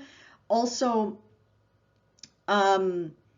you might find romance or love in friendship circles. There might be some sort of passionate connection there. That could be a possibility. It's more of a sexual, could be more of a sexual thing, but hey, who knows? You'll have to let me know, Scorpio. Because yeah, Mars is definitely revving up, and Mars is your ruling planet. So Mars is definitely revving you up in this area of life. The only thing is, I would ask that you move this energy, Scorpio. Like Mars can also irritate and inflame this area of life. So you might find more conflict, more tension, more frustration with friends, groups, memberships, associations that you belong to. You might be getting frustrated with them, or you might find you have a very short fuse with them. So like I said, Mars is a double-edged sword. I always say take the energy higher, but it is what it is. We get angry, we get frustrated. It is what it is. That's part of human nature. So just be mindful of that for the next 5 to 6 weeks in this area of your life. Now we have Mercury moving into Leo. And this is again activating your 10th house of career, public reputation, status. This is also the parental axis. So this is just going to increase that energy for you, Scorpio, when it comes to your career, when it comes to your public reputation. And if you're saying, well, I'm retired, well, it's whatever you put out there. This is gonna make you move. This is definitely going to get you more active, whether it's in your community, again, with friendship circles, or it could have something to do with finances, resources, money, other people's money, things like that. Definitely going to be activated here with Mars joining the party there in Leo. And I'm not going to talk about the North Node moving into Aries or Venus going retrograde in Leo. I've made 2 separate videos about this, so check those out if you are interested. And highlights for the month, just a few things I'm going to touch on. Mars is going to trine the North Node in Taurus before the North Node moves into Aries. Now, I'm going to take this as a gift, Scorpio. I'm going to take the energy higher here. It is a harmonious aspect. It's not a square. It's a harmonious aspect, and it's the nodes. When we're dealing with the nodes, it's karma, it's fate, it's destiny, it's meant to be. With Mars, I feel like it's going to be an action-oriented gift, though, like something that we got to action on, or something that's going to come to fruition. For you, it could be something to do with, again, friendship circles, groups, associations, you know, people you hang out with, and something to do with partnerships. So love relationships, business relationships, long-term friendships. There's something here, whether it's a separation or whether it's a revitalization, I don't know, because we're dealing with Mars. Mars is a double-edged sword. Mars can separate. Well, Mars does separate, but Mars makes us take action. And then the North Node is a wild card. So I don't know, Scorpio. You're going to have to let me know, because it's tough to say what exactly is going to happen here, but those houses are definitely activated for you. And again, I'm taking this energy higher. I'm not dooming and glooming this, because I think all these these planets do work for us. They don't work against us. They work for us. Now, the other aspect is Mars making opposition to Saturn. This could feel very frustrating around the 20th of July. So your kids, if you have kids, Scorpio, your kids you might feel like your kids are like blocking you or restricting you in some way. Your kids might really piss you off this month. So do be mindful of that type of energy. If you don't have kids, this could be you want to move forward with a hobby or a creative project, and something's blocking you. Like, you're frustrated. It could be a friend blocking you. It could be a romantic partner as well that's blocking you as well. So just be mindful of this energy. There could be somebody putting a Debbie Downer damper on your fun. You might want to have fun and cut loose, and then there's something restricting you from having fun, or someone restricting you from cutting loose and having fun. So just be mindful of this energy, Scorpio. North Node in Aries is squaring off to Pluto in your 3rd house. So again, very fated, very karmic, very powerful, meant to be aspects here. Now, this energy is going to be with us till the end of August, so do keep this in mind. But for you, Scorpio, this is lighting up anything to do with your day-to-day duty, responsibility, your health, your habits, your routines, your pets, busy, like just anything to do with day-to-day busyness is being hit here. Also, your travel sector is being hit here, whether it's traveling abroad or traveling locally within your community, but there could be a breaking point or a change when it comes to communication, how you communicate, social media, the internet, transportation, siblings, cousins, neighbors could be impacted here. Or it could come out there in your 9th house. So this is religion, legal matters, higher education, teaching, again, travel, ethics, beliefs, anything. This might push you out of your comfort zone, Scorpio. A lot is a possibility here. So, and even, I don't know, there's something to do with a psychological matter that you got to let go of. There's something hidden here that you got to let go of. So again, you have 18 months to work on this, but right now Pluto is starting to put pressure on you in these different areas of your life. So something's got to give here. So you can welcome in something new when it comes to your 6th house of day-to-day busyness, or even something to do with your health and your habits and your routines, Scorpio. So all in all, beautiful energy. I'm looking forward to this energy, to seeing where this energy is making us move in at least one or multiple areas of our life. And this is just the beginning. This is just the start of a chapter. When the nodes make a different type of aspect to Pluto, things are going to get changed and shooken up again there. So again, this is fated, karmic, meant to be, Scorpio. So don't let anything scare you or anything like that. I take this energy higher. That's how I operate. That's how I look at things. I do not look at the doom and gloom, because I just, what's the point? What's the point of even going down that slippery slope? Okay, Sagittarius. So what's the highlights here for you? So right now, Sagittarius, you're probably focused on shared resources, property, finances, money. This could be taxes, debts, loans, inheritances. This is also the house of sex and transformation. Yeah, so this is definitely a heavy house. So focus is definitely on this house. Also, psychological matters could be part of this as well.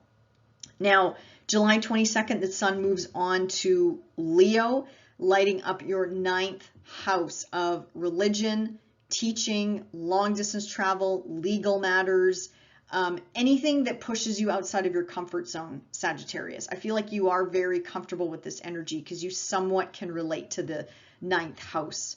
9th house matters. So that's definitely going to be exciting for you. Maybe there's a big trip you're going to be going on or planning very soon here. So definitely the time of year to do that, to travel.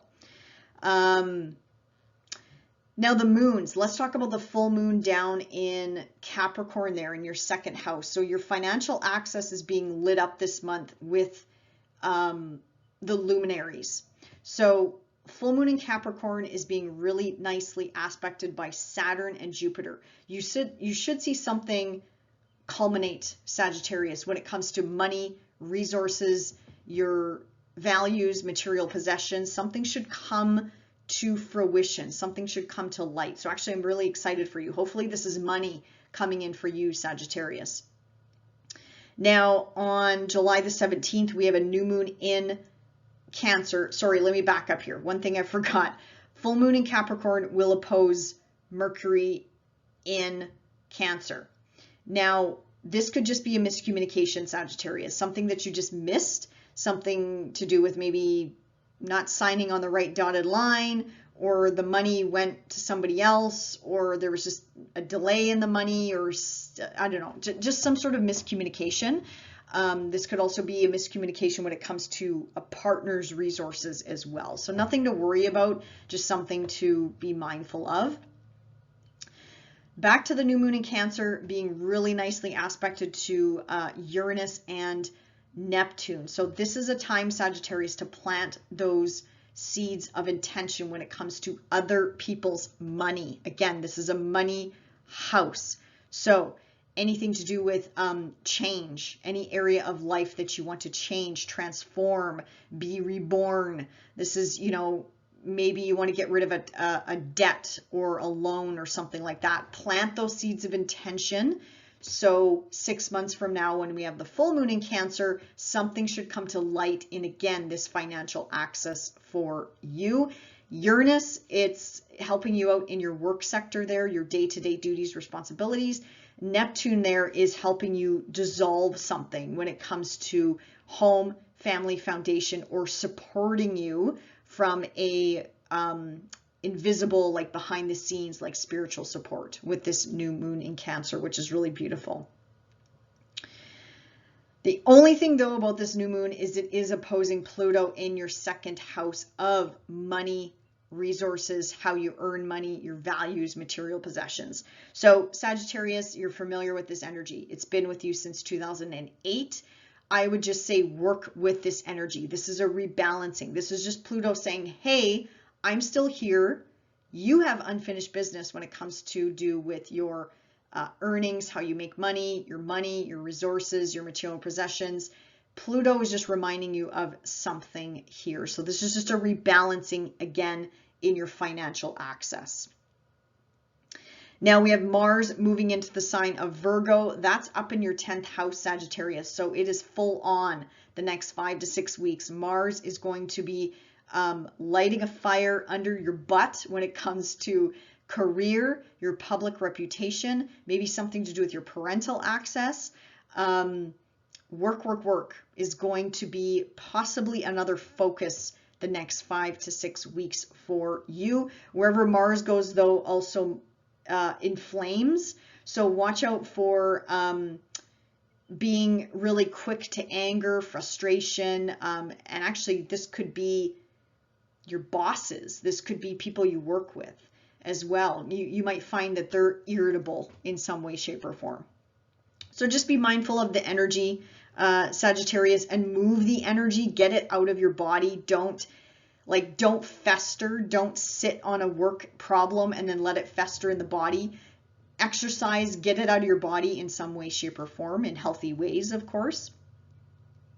Now, Mercury joins the party there in Leo. So Mercury is just going to up the busyness and the chit chatter when it comes to 9th house matters. So again, long distance traveling, pushing you out of your comfort zone, Sagittarius, legal matters, citizenship, immigration. This could be teaching, this could be learning, this could be religion, law, legal matters, things like that.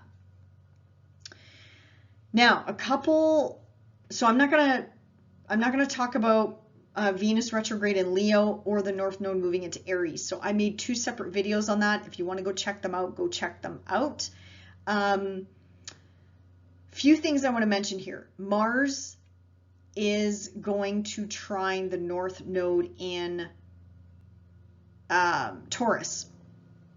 Now, I'm thinking this as a gift, Sagittarius, like an action-oriented gift, because this is Mars after all. So this is in your busy day-to-day work sector, Sagittarius. So this could be anything to do with your day-to-day duty, responsibility, habits, routines. This could be your health.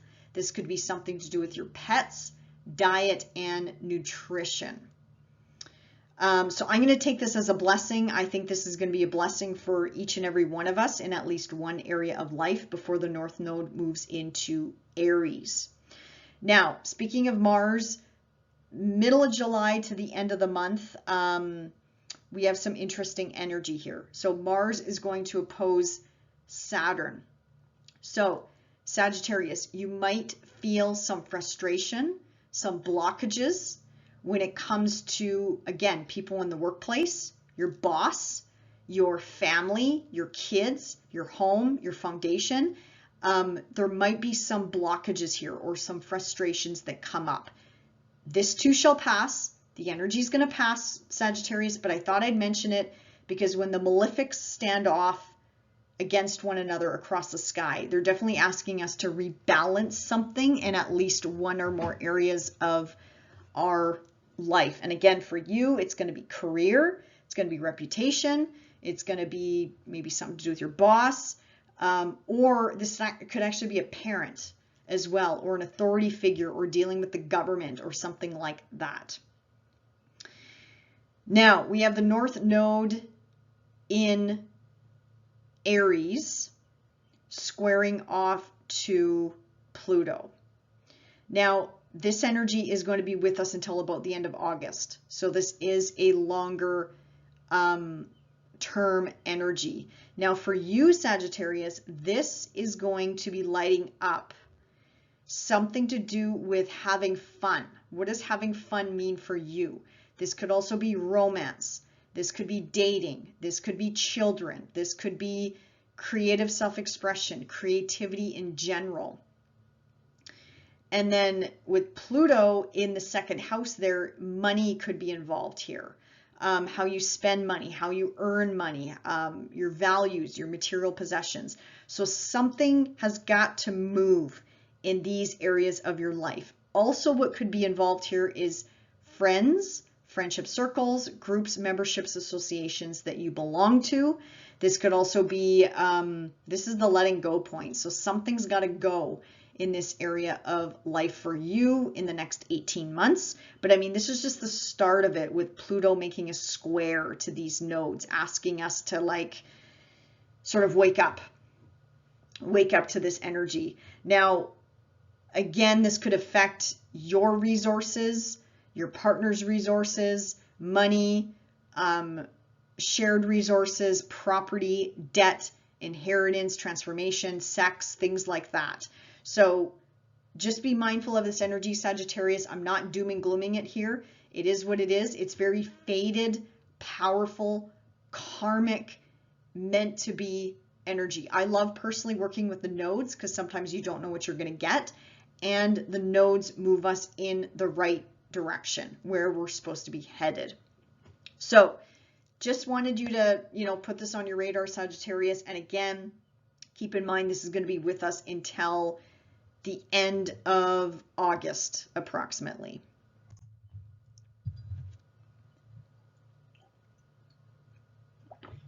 Capricorn. Okay, Capricorn. So the sun right now is lighting up your partnership sector. So could also be home, family, foundation as well, or parents, parental units, or authority figures in your life.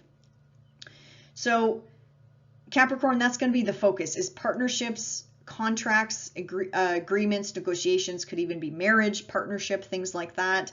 Could also be long-term friendships as well, love, business. That's the focus this month, continuation from June. Now, the sun moving into your 8th house of other people's money, other people's resources, shared resources. Again, money, property. This could be taxes, debts, loans, inheritances. This could be, well, this is transformation, this is sex, this is rebirth, things like that. So that's going to be the focus for the other half of July for you, Capricorn. Now, we have some beautiful luminaries taking place this month when it comes to the moon. So you are the star of this full moon, Capricorn. So something is coming to a culmination point. Something is materializing.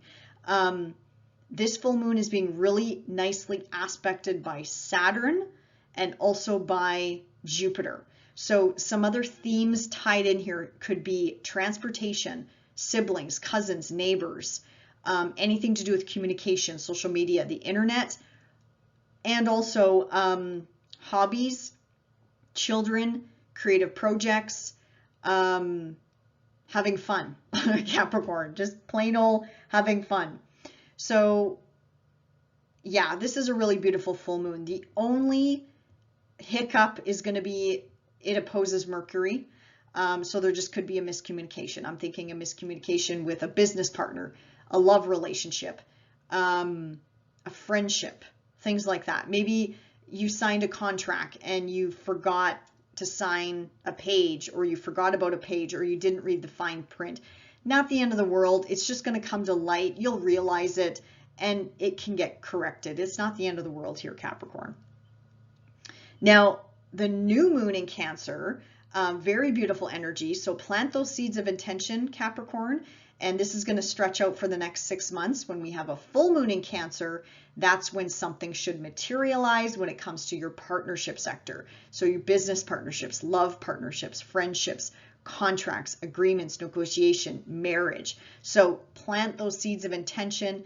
It's being really nicely supported by Uranus and also by Neptune. So if there's anything you want to dissolve or get rid of, Capricorn, these two planets will be helping you to break free of something and let something go. This new moon can also be dusted with a little bit of spirituality, just because we're dealing with Neptune, and it is a very harmonious aspect. So I love, love, love that for you. Watch out for the sign synchronicity symbol being in your third house there. You just never know. You could have some really faded communications coming in as well around this new moon.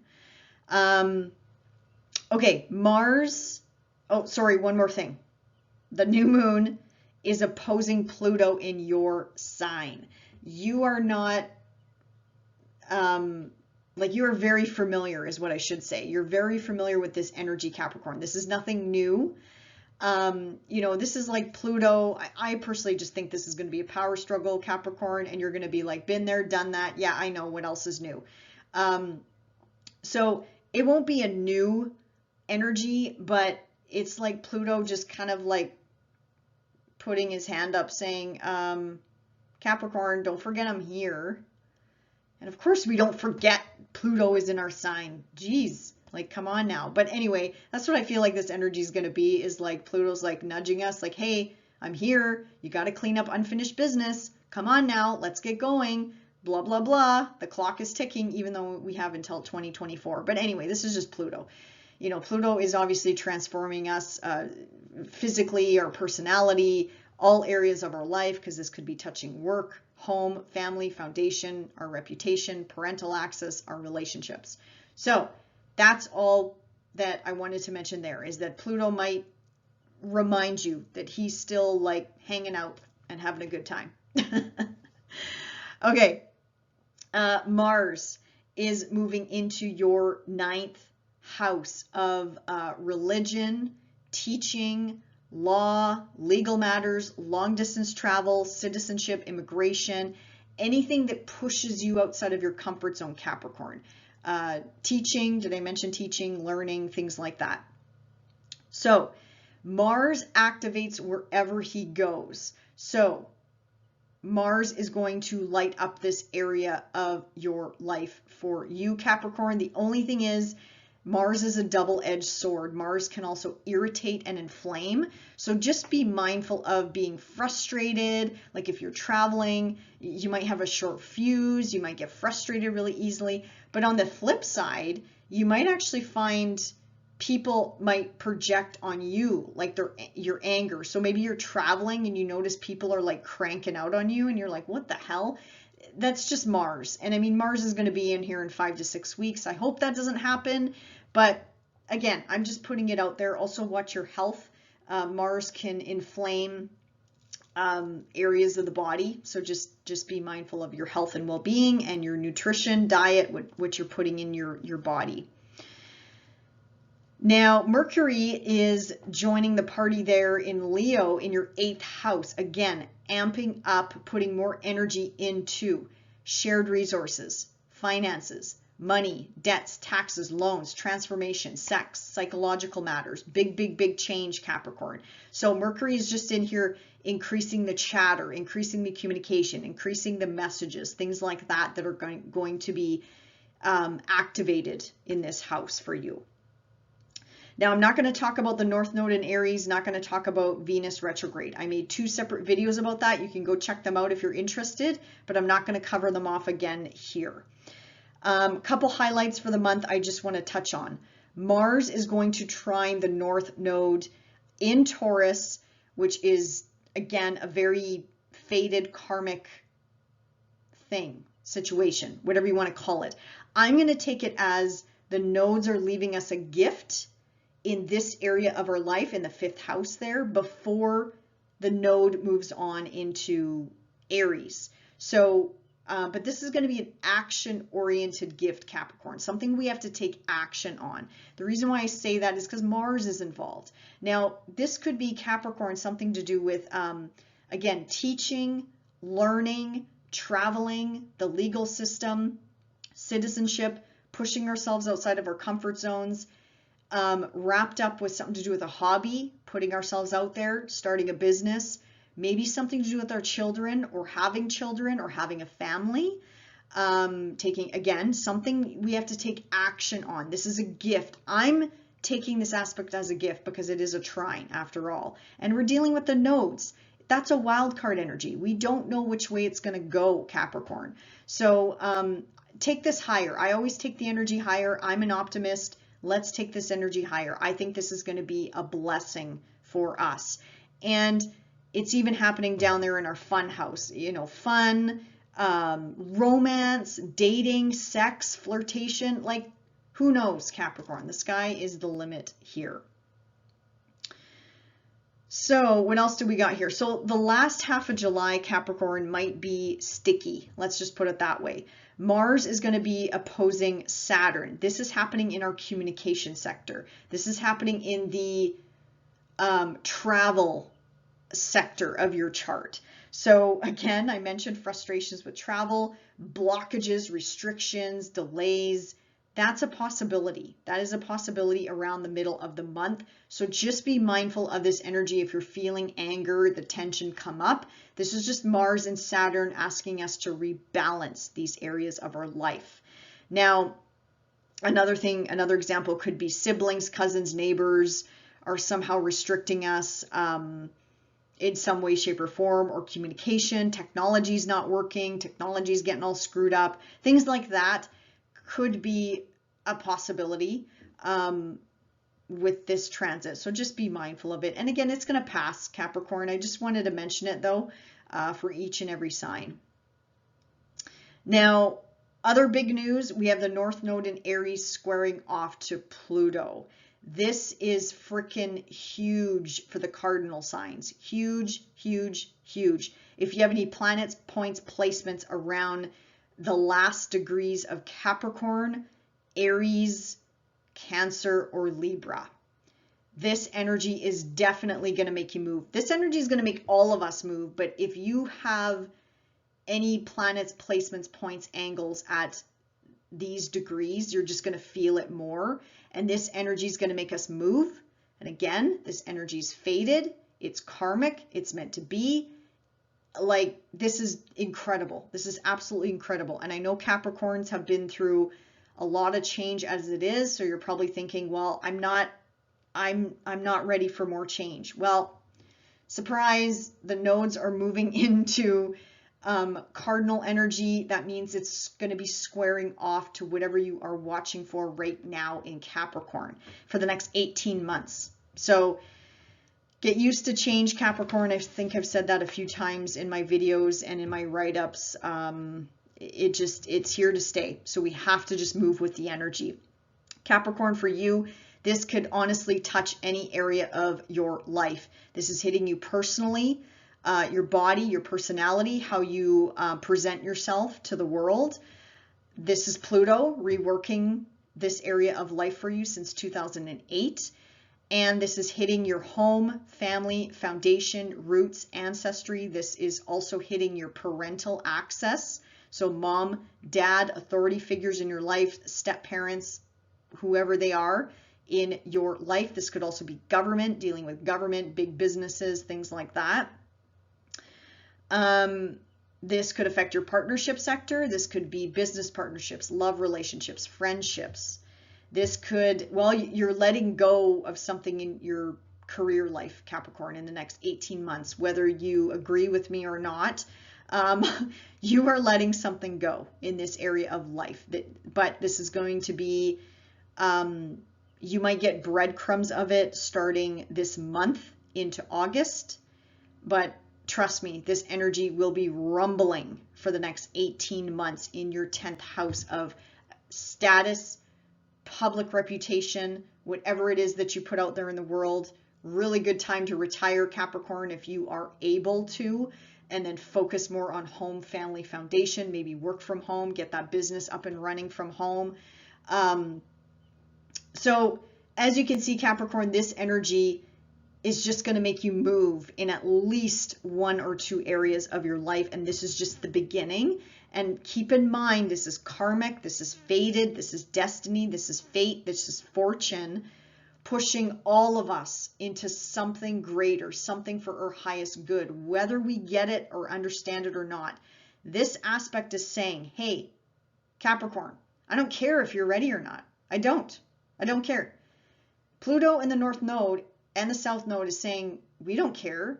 Move. You got to move. Like, move on. You have to get out of a rut here. So we're going to help you with that. We are going to help you take some action. So this is exciting, Capricorn. I'm excited. I'm excited for all the signs. I'm excited for all the cardinal signs, especially because this energy is hitting those signs specifically directly. So get excited, Capricorn. Get excited. Be ready. Something's going to shift. Something is going to shift, and it's going to be a blessing. So again, I'm an optimist. I take this stuff high. I do not dwell in the lower energies. If you've been watching me for a while, I always take this stuff higher. I'm an optimist. Let's run with the energy from that perspective.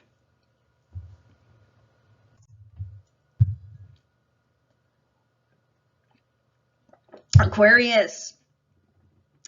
So Aquarius, your focus this month is going to be on day-to-day busyness, work. If you're looking for work, Aquarius, I feel like you should be able to find a job this month. So this is going to be day-to-day habits, routines, your diet, your health, your nutrition. This is also the house of pets. This is a very busy house, Aquarius. So I have no doubt you've been a busybody. You started in June, and then now that energy is going to continue into July. Now, July 22nd, the sun lights up your partnership sector, Aquarius. So this is love. This is love partnerships. This is business partnerships. This is, it could also highlight long-term friendships as well. This is marriage. This is contract. This is agreements, negotiations. So that's going to be your focus for the month of July, Aquarius. Now let's talk about the moons here. We have a full moon in Capricorn lighting up a hidden part of your chart. So this is definitely more about psychological hidden matters like closures, wrapping up things. So Aquarius, something should be coming to materialize, like possibly even something you can see. The reason why I say that is because it's making a nice aspect to Saturn and to Jupiter. So something you should be able to see on a tangible level. So this could have something to do with home family foundation, your parents. This could have something to do with money, resources, or this could have something to do with home. I think I already mentioned home family foundation, or even possibly even something to do with your kids as well. So beautiful full moon, Aquarius. The only thing is it's opposing Mercury. So there just could be a miscommunication or a misstep when it comes to a day-to-day habit, routine, health, diet, pets. This is a really busy house. So I'm going to take it as it's just a miscommunication when it comes to something that you just missed or didn't see. Not the end of the world. The energy is going to pass. But again, you'll be mindful of this around July the 3rd. Now on July the 17th, we have a new moon in Cancer. And again, this new moon is really well aspected to Uranus and also to Neptune. So Aquarius, plant those seeds of intention. 6 months from now, you should see something materialize. And again, this is a really busy house for you. So work, day-to-day work. If you own a business, Aquarius, this is people who work for you as well. So, but again, if you're looking for work or if you're looking to start a new healthy habit, routine, whatever the case may be, plant those seeds of intention now so they can come to light, come to fruition 6 months from now. But you'll definitely have to put the work in. I mean, Uranus is there to break you free from something, and it could be tied to home, family, foundation, but it could also be tied to money, resources, how you earn a living, how you make money, your material possessions, your values, things like that. So very beautiful energy.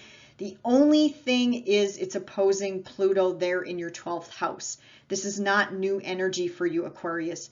Pluto has been in this house for you since 2008, basically cleaning out the junk, Aquarius, cleaning out the clutter of the mind, psychological, healing, closures, karma. This is the house of loss. This is usually a quieter house because Pluto has been working on your subconscious mind, whether you're conscious of it or not. Pluto is preparing to permanently move into your sign, Aquarius, starting in 2024. This is going to be a permanent move. And Aquarius, be prepared to transform inside and out. Your world is going to transform. Everything's going to transform. Talk to a Capricorn. Talk to a Capricorn, any Capricorn, especially Capricorn rising, and see how this is manifested in their life. But again, don't let anyone scare you, Aquarius, because first of all, this is going to play out differently in everyone's lives. This is going to play out so differently, and it depends on what you're watching for. If you're watching for your ascendant, your moon, your sun, or if you're watching for a stellium you have in Aquarius. So anyway, all I'm saying is this new moon, Pluto's kind of like raising his hand and saying, look, I'm still here. I'm working on your subconscious mind to prepare you for when I move into your first house. So that's all this is a reminder. It could be a power struggle, again, with something to do with work, coworkers, people that work for you, just things like that. Not the end of the world. It's just a reminder. Pluto likes to remind us that he's the big dog of the sky, and he is. He is. You don't mess with Pluto, that's for sure. Okay, and what else here? Mars. So Mars is moving into your 8th house of speaking of transformation, sex, death. This is shared resources. This is finances. This is this could also be shared property, inheritance, taxes, debts, loans, Aquarius. So wherever Mars goes, Mars activates, inflames, wakes us up in this area of life. So for you in particular, you know, your focus is going to go on this house for the next 5 to 6 weeks approximately. But also keep in mind, Aquarius, Mars is a double-edged sword at times. So, you know, Mars is very action oriented, but Mars can also irritate and inflame and cause anger and frustration and flare-ups. So do be mindful of that. Mercury moves into Leo. So Mercury joins the party in your partnership sector. So again, love, romance, business partnerships, friendships, contracts, agreements, negotiations, marriage. So Mercury is just going to bring up the chatter when it comes to 7th house matters. It's just going to bring the heat, continue to bring the heat and activity to this house for you. Also keep in mind, these energies are going to be opposing your sign, right? So like you're halfway to your birthday season, Aquarius. I know that's hard to believe, but yeah, when the sun moves into Leo, that's opposing all of your Aquarius planets, points, and placements. So this time of year, actually, for you, Aquarius in particular, this is a rebalancing of starting on July 22nd until the middle of August. You are rebalancing not only yourself personally, professionally, home life, your body, your health, your habits, your routines, but you're also rebalancing your partnership sector as well. So just something to keep in mind.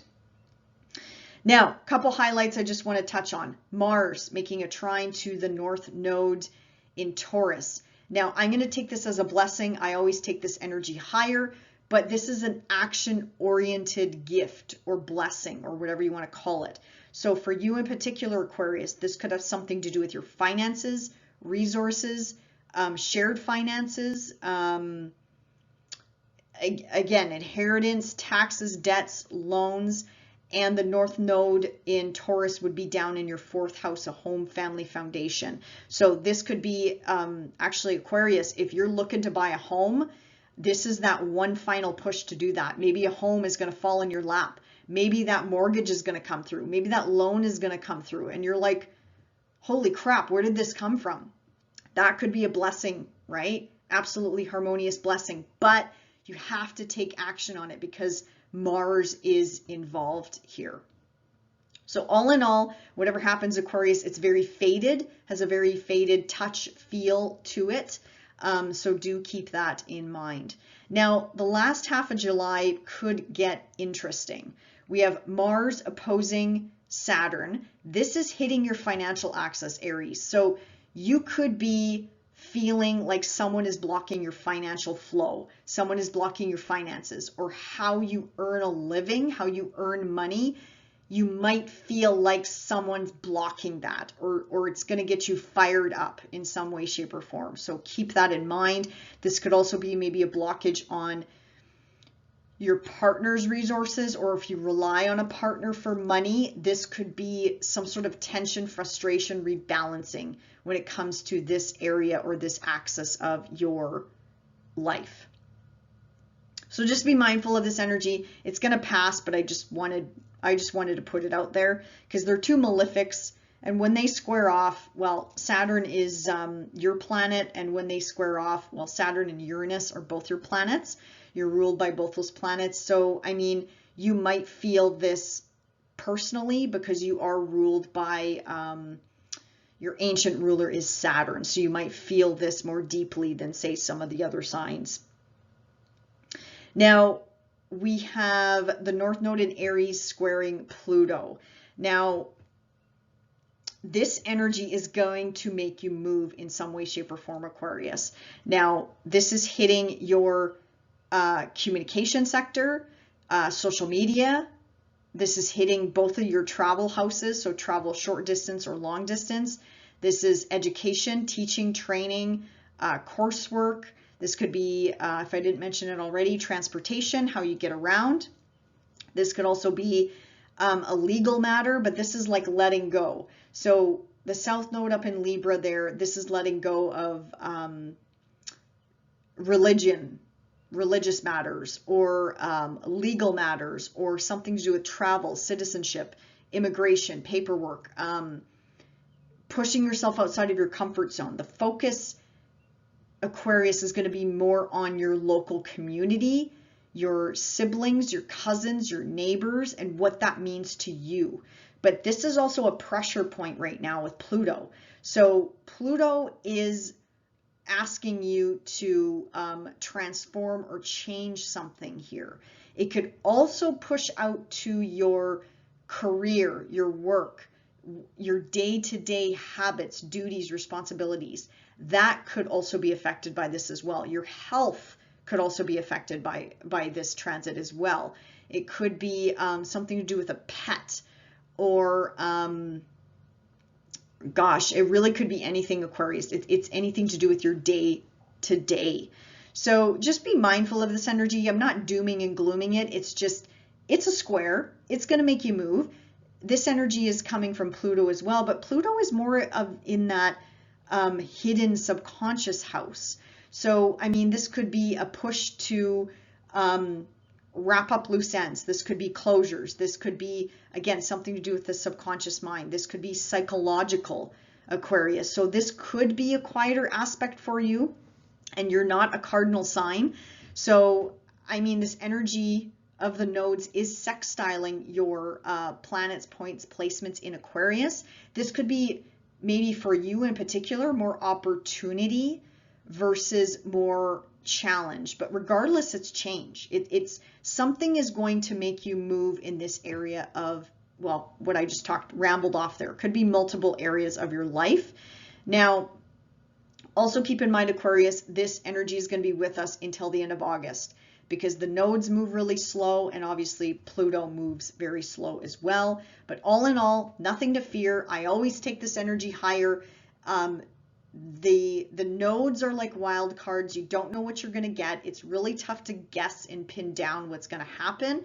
And again, all of these planets, points, placements are working for us, not against us. So just keep that in mind.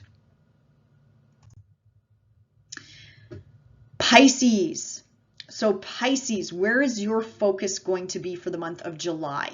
So this is going to be a focus on your 5th house. So this could be a focus on your kids, your hobbies, your interests. If you want to turn a side hustle into a business, it could be that as well.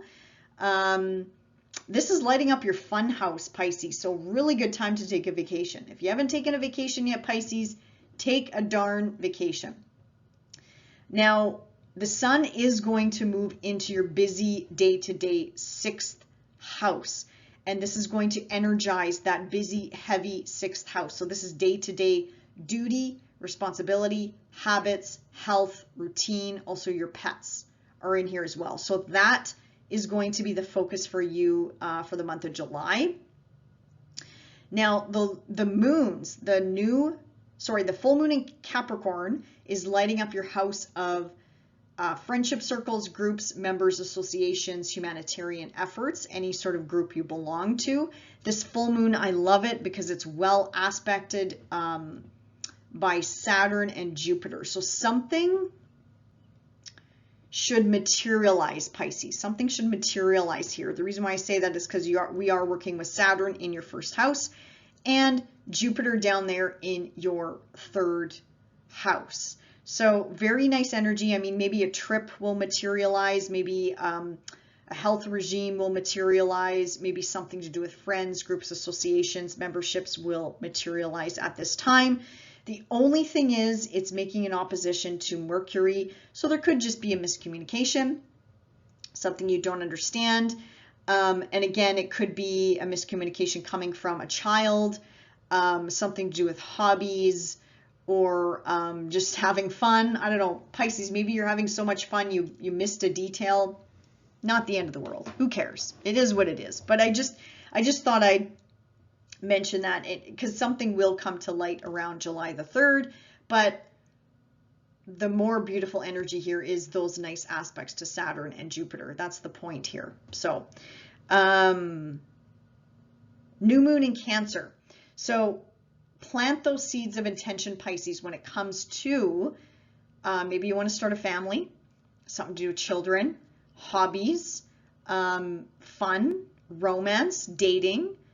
This is really nice flirtatious energy as well. So Pisces, put that out there. Put that out to the universe. You should see something materialize in 6 months from now. Really good time if you do want to start a family or get pregnant. Really good time to at least try. Like, put the wheels in motion and try. You have Uranus working with you and you have Neptune working with you in your 1st house. So I would say, well, Uranus is expect the unexpected. You just don't know what you're going to get. And excuse me, Neptune is supporting you and dissolving something that does not work for you any longer. So this is a really beautiful energy, Pisces. So plant those seeds of intention around this new moon, July 17th. The only thing is the new moon is facing off, opposing Pluto. You're very familiar with this energy. Pluto's been in your 11th house since 2008. So this is just Pluto kind of like putting up his hand saying, hey, Pisces, don't forget about me. I'm still reworking your friendship circles, your groups, memberships, associations. This could be, I think this could just be a power struggle. But again, I don't think it's going to be anything new, Pisces. You know, it could be a power struggle from a friend, a group, whatever, something you belong to, a humanitarian effort. So again, not the end of the world. I'd say work with Pluto. Build that into your plans because Pluto is preparing to move away from this house in 2024 permanently. And then he moves off into your hidden 12th house there. Now we have Mars moving into Virgo.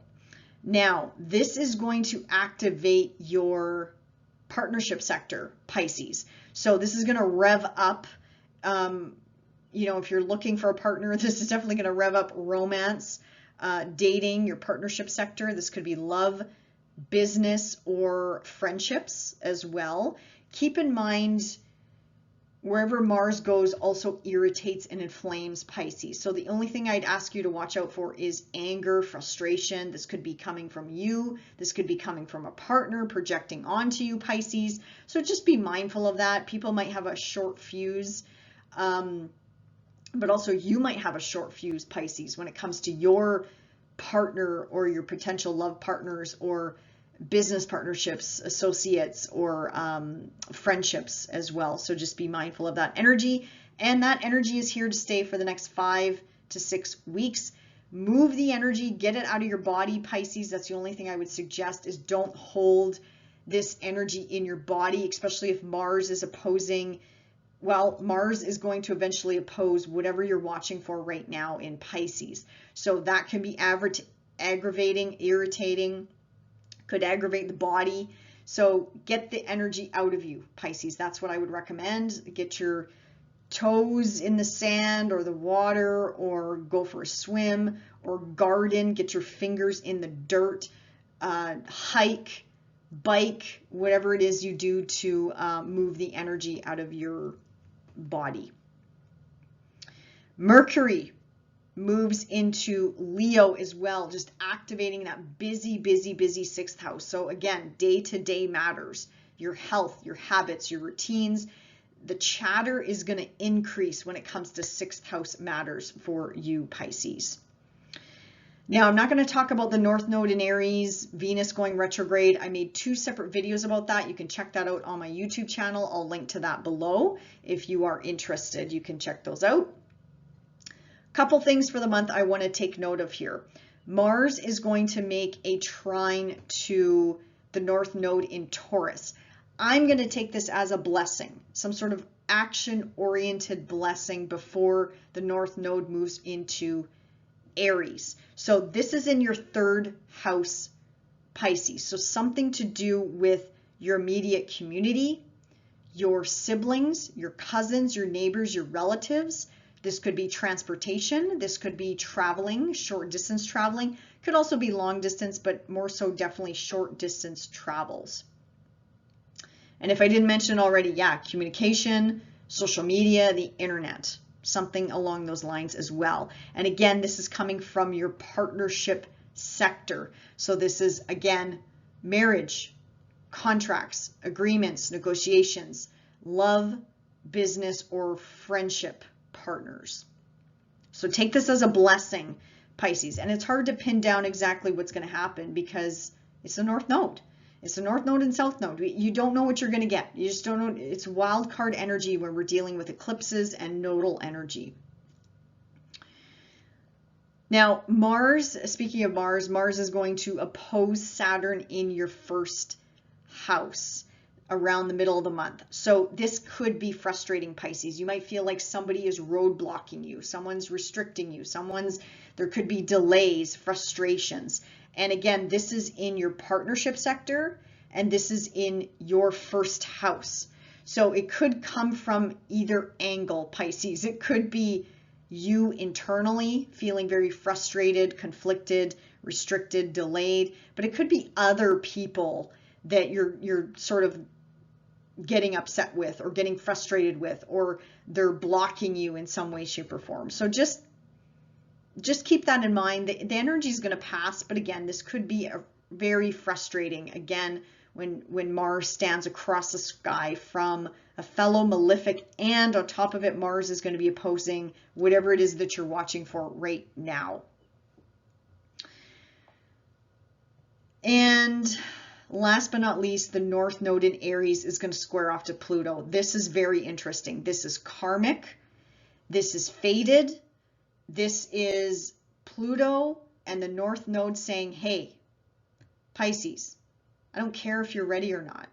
I'm going to push you to take some action in these areas of your life. You're going to move.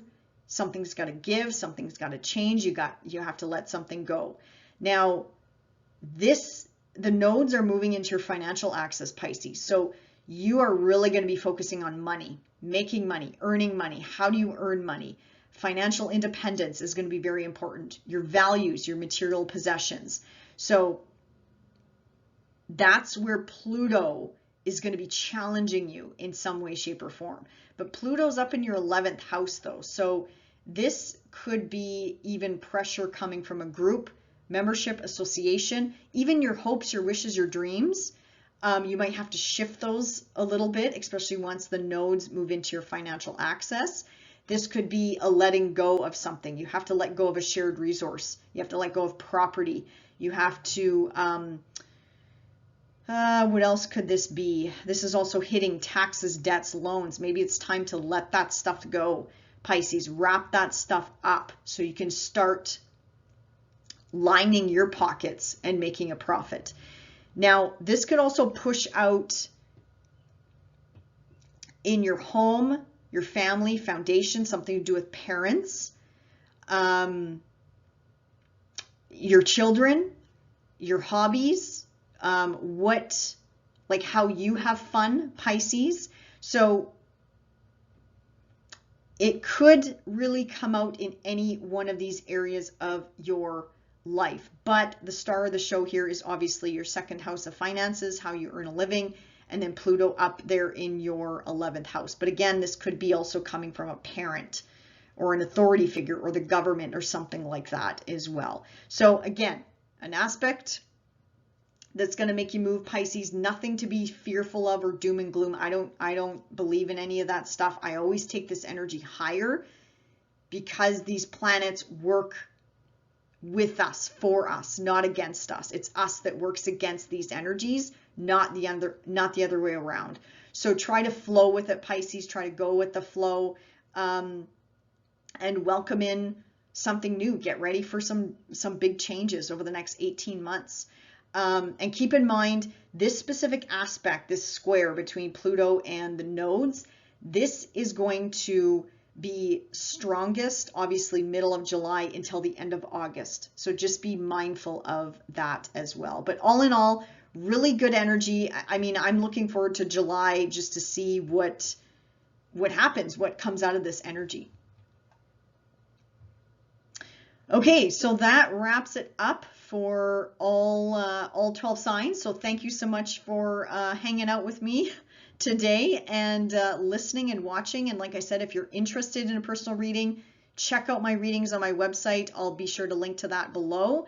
And also check out the Venus retrograde video if you're interested, and the nodal axis change. So Aries, Libra, nodes of the moon are shifting into new territory beginning middle of July. So check out those videos if you are interested.